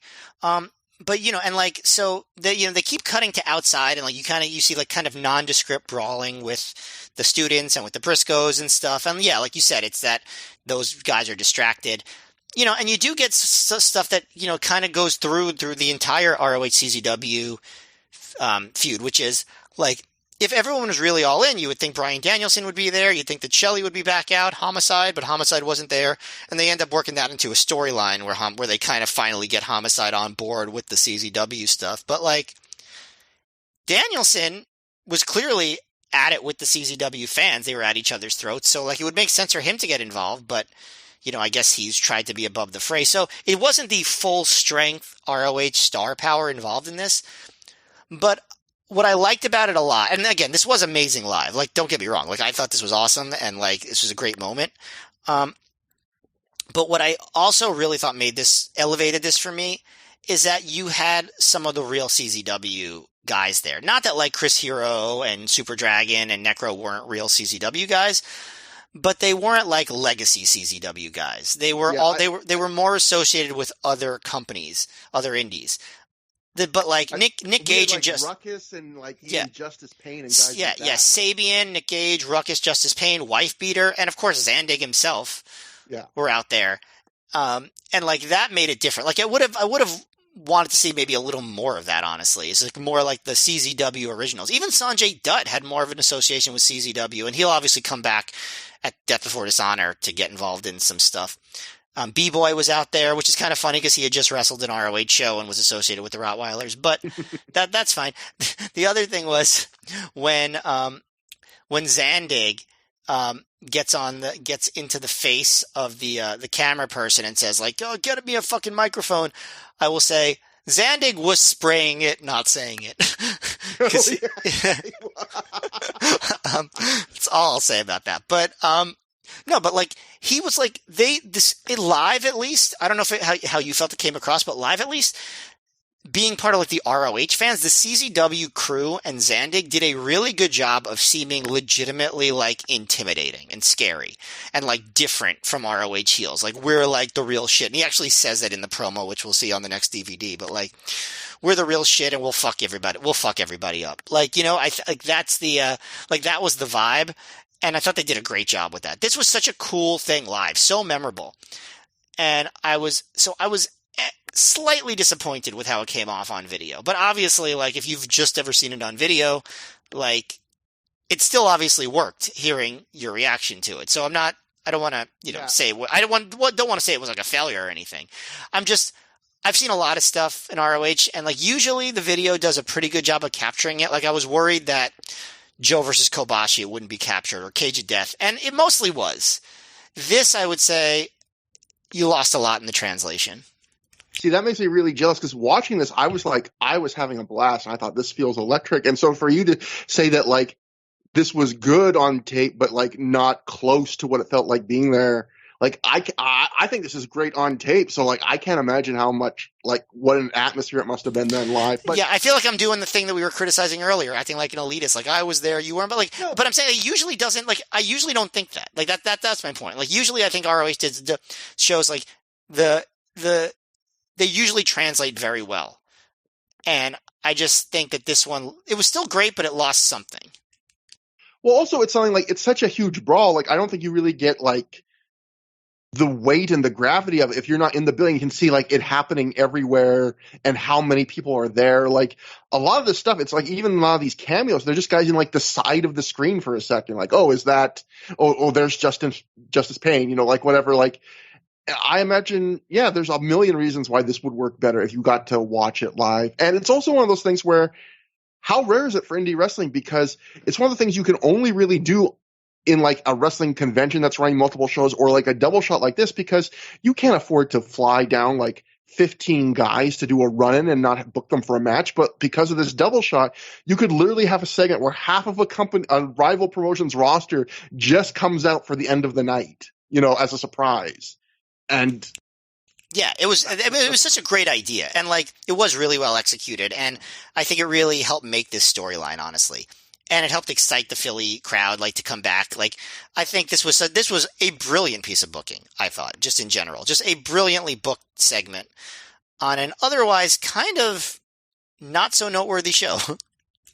I feel like it was Ring of Honor's equivalent of like the good version of the NWO beatdown, where you just feel like your heroes are completely destroyed and humiliated, and yeah, when they haven't done it way too often. Yeah, exactly, like the early days. But that brings us to, I guess, our review. But first, I kind of want to frame it with a quote from Jason Powell of the PW Torch. I saved his review quote for the end because, for those who don't know, Jason Powell was like the heavy ECW reviewer for the Torch, and never was really a big Ring of Honor fan. He didn't get it, and he usually was like a much lower rating of these shows than everyone else, and nitpicked Ring of Honor a lot more. I believe he was, I might be wrong about this, so don't quote me on this, but he might have been the guy that when he interviewed Gabe for the Torch early on in Ring of Honor's history, like, basically was like, oh, is Homicide like a New Jack clone? And it was just like, ugh. But anyway, Jason Powell, hard on Ring of Honor, he writes, perhaps you have to live on the East Coast to appreciate the Ring of Honor versus CZW feud, because it's just not clicking for this Midwesterner. Most of CZW wrestlers look Bush League, and I can't imagine the war will lead to a series of classic matches that will satisfy the Ring of Honor fan base. It might help if CZW had a good mouthpiece who could at least hang with Jim Cornette while explaining what the point of their appearances are. Honestly, most of the CZW wrestlers look so minor league that Ring of Honor looks silly for not having security throw them out at the door like ECW did back when the XPW goofs tried to make a name for themselves at the LA pay-per-view years ago. Like, I think, obviously he drastically undersells a lot of things. But what I will say is, reading all of the Torch reviews and all the stuff that I didn't think was like noteworthy enough, but I like read the reviews and stuff. One thing that really got through to me was, this show, your enjoyment of the show is going to be, I think, live or die on how much you like the CZW angle. Because I really was entertained by the show. But when you really think about what this show is from an in-ring, it's one match that maybe borders on great, maybe not, depending on how you feel about it. Because like you said, Matt, like it's kind of a weird match that has a lot of elements to it. That's Danielson Shelley. It's one good but maybe disappointing match compared to what you could imagine it would be in Aries and Seidel. And there's some good little spot fests here, but nothing particularly like substantial. There's a main event that's really disappointing, and then you get this huge brawl on this huge angle. And to me, the selling point of the show is all through the night. It's all the little touches. It's like, oh shit, Super Dragon's here. I didn't expect that. It's the huge angle at the very end. It's the crowd being split the whole night and fighting with itself. It's even the heckling, even some of that crosses the line. It's just the atmosphere of it. It's the electricity in the crowd the whole night. It's if you're not into that, this show goes down like 3 notches. But if you're into it, I think it's a pretty good show. Yeah, I mean, I could agree with that. I would say this is like a miniature ROH show in some ways. There's only 6 matches. There's some of the major roster players are not there. There's no Nigel McGuinness. There's no Claudio. There's no Jimmy Rave. No AJ Styles, although not that he was such a regular, but you get the point. Like, it's like they were missing some strength in the roster. So it was kind of an abridged show. Like, it was truncated, but because they had this big angle, it felt important and it felt memorable. And I think the angle definitely did hit. Like, I don't necessarily blame Jason Powell for what he was thinking, in the sense, like, if you're not following all this stuff, like, who cares about CZW if you've never watched it or heard of it or are in the area, So I kind of get that. And the goal is to build them up into being something major and important. And I think this show took a big step to doing that. Like, if you were not familiar with CZW, they felt like a threat after this show. They didn't just feel like Chris Hero being a goofball. And I think before that, they didn't. That's the point to disagree with Powell, because he was saying, like, oh, these guys don't look threatening at all. I don't know why they just didn't throw them out of the building. Like, there's a guy that came there with a fucking weed whacker, like. Yeah, I think it would have really hit home for people if they could see Samoa Joe running away. right? Yeah. Because like he was like a big TV star, like that's like, I mean, maybe not a big TV star, but he was on a televised wrestling show and one of their main guys. So like that's a big moment, and to allow Wife Beater to do that. The other thing I will say is I found it very refreshing to have a show where the anti-CZW sentiment was not voiced by Jim Cornette. Yeah. Even though Jim Cornette's promos were great in their way, this felt more like the organic truth of the difference between CZW and ROH, like not just like the Cornette's version of we're wrestling and you're the mud show, and you go mop up jizz, right? Yeah. Like no mention of this, shockingly actually, given Bryan Danielson and Alex Shelley's coarseness, but shockingly nobody mentioned jizz on the show once. This was a jizz-free show. Yes. So like it was kind of nice to not have Cornette be the mouthpiece. I mean, he will be the mouthpiece again very soon. But yeah, I think this show, despite not being ROH's like going all in on putting on a great wrestling show, which by the way, I mean, I was a little bit surprised they didn't try to put more onto this show as like, to have some memorable matches in the ECW arena. But as far as the CZW feud goes, this is essential, and I think the booking was really excellent. And I think that elevates the show, like you said, a bunch of notches. Well, one big what if, I guess, would be what happens if this is the Danielson Joe low-key Daniels tag? If that means we don't get the Shelley, we don't get the Shelley Danielson match, and then what if happens if Joe shows up late? Does that mean we just get Danielson, low-key Daniels? Like, do they do it early then? Because we know that was the plan for a 100 show. But think about it. Like, if Joe shows up late and the tag is the original match for that, maybe Gabe just goes, fuck it, we'll do the three-way right now. Like, yeah, maybe that happens. Could be, for sure.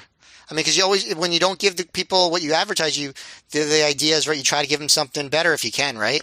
Yeah, and in a way it would still be fitting, because even though it wouldn't be the 100 show, it would still be Ring of Honor in Philadelphia, just like the first show, different venue. But, I mean, Daniels even kind of talks about stuff like about how, he took it back to the very beginning with his opening promo, so it would kind of make sense to do it there. But, yeah, and what could have been, like, how does the opinion of the show change if, like, there is just, like, one crazy banger, incredible match at the very end of the night? But although some people do hold the Danielson Shelley match in that kind of esteem. I have heard that from people. I don't, but some people do. I do think it's like a 4-star match. I will not put in like a match of the year list at the end of the year, but it's really good. But I can see an argument for being a little bit better than I think. I can see an argument for being worse than I think. Like I can see everyone's viewpoints on that match. But either that way, that was Arena Warfare. So time for plugs. Through the Years at gmail.com is the email. That's THROH for through. At Trevor Dame on Twitter, at Mayor MGF on Twitter. We have a thread on the Pro Wrestling Only Plugs forum that I seemingly check like once every few weeks only now, because I am forgetful and no one really posts there because people just use social media. Apart from that, next time on the show, we will be covering, with the Milestone series continues, with Best in the World, another big New York Ring of Honor show, with a main event being Bryan Danielson and Samoa Joe teaming up against Kenta and Marufuji. So that's a big star power match. They should have had Wife Beater chase Kenta away with a weed whacker. Should be a fun show. So until next time, have a good time. Have a great time.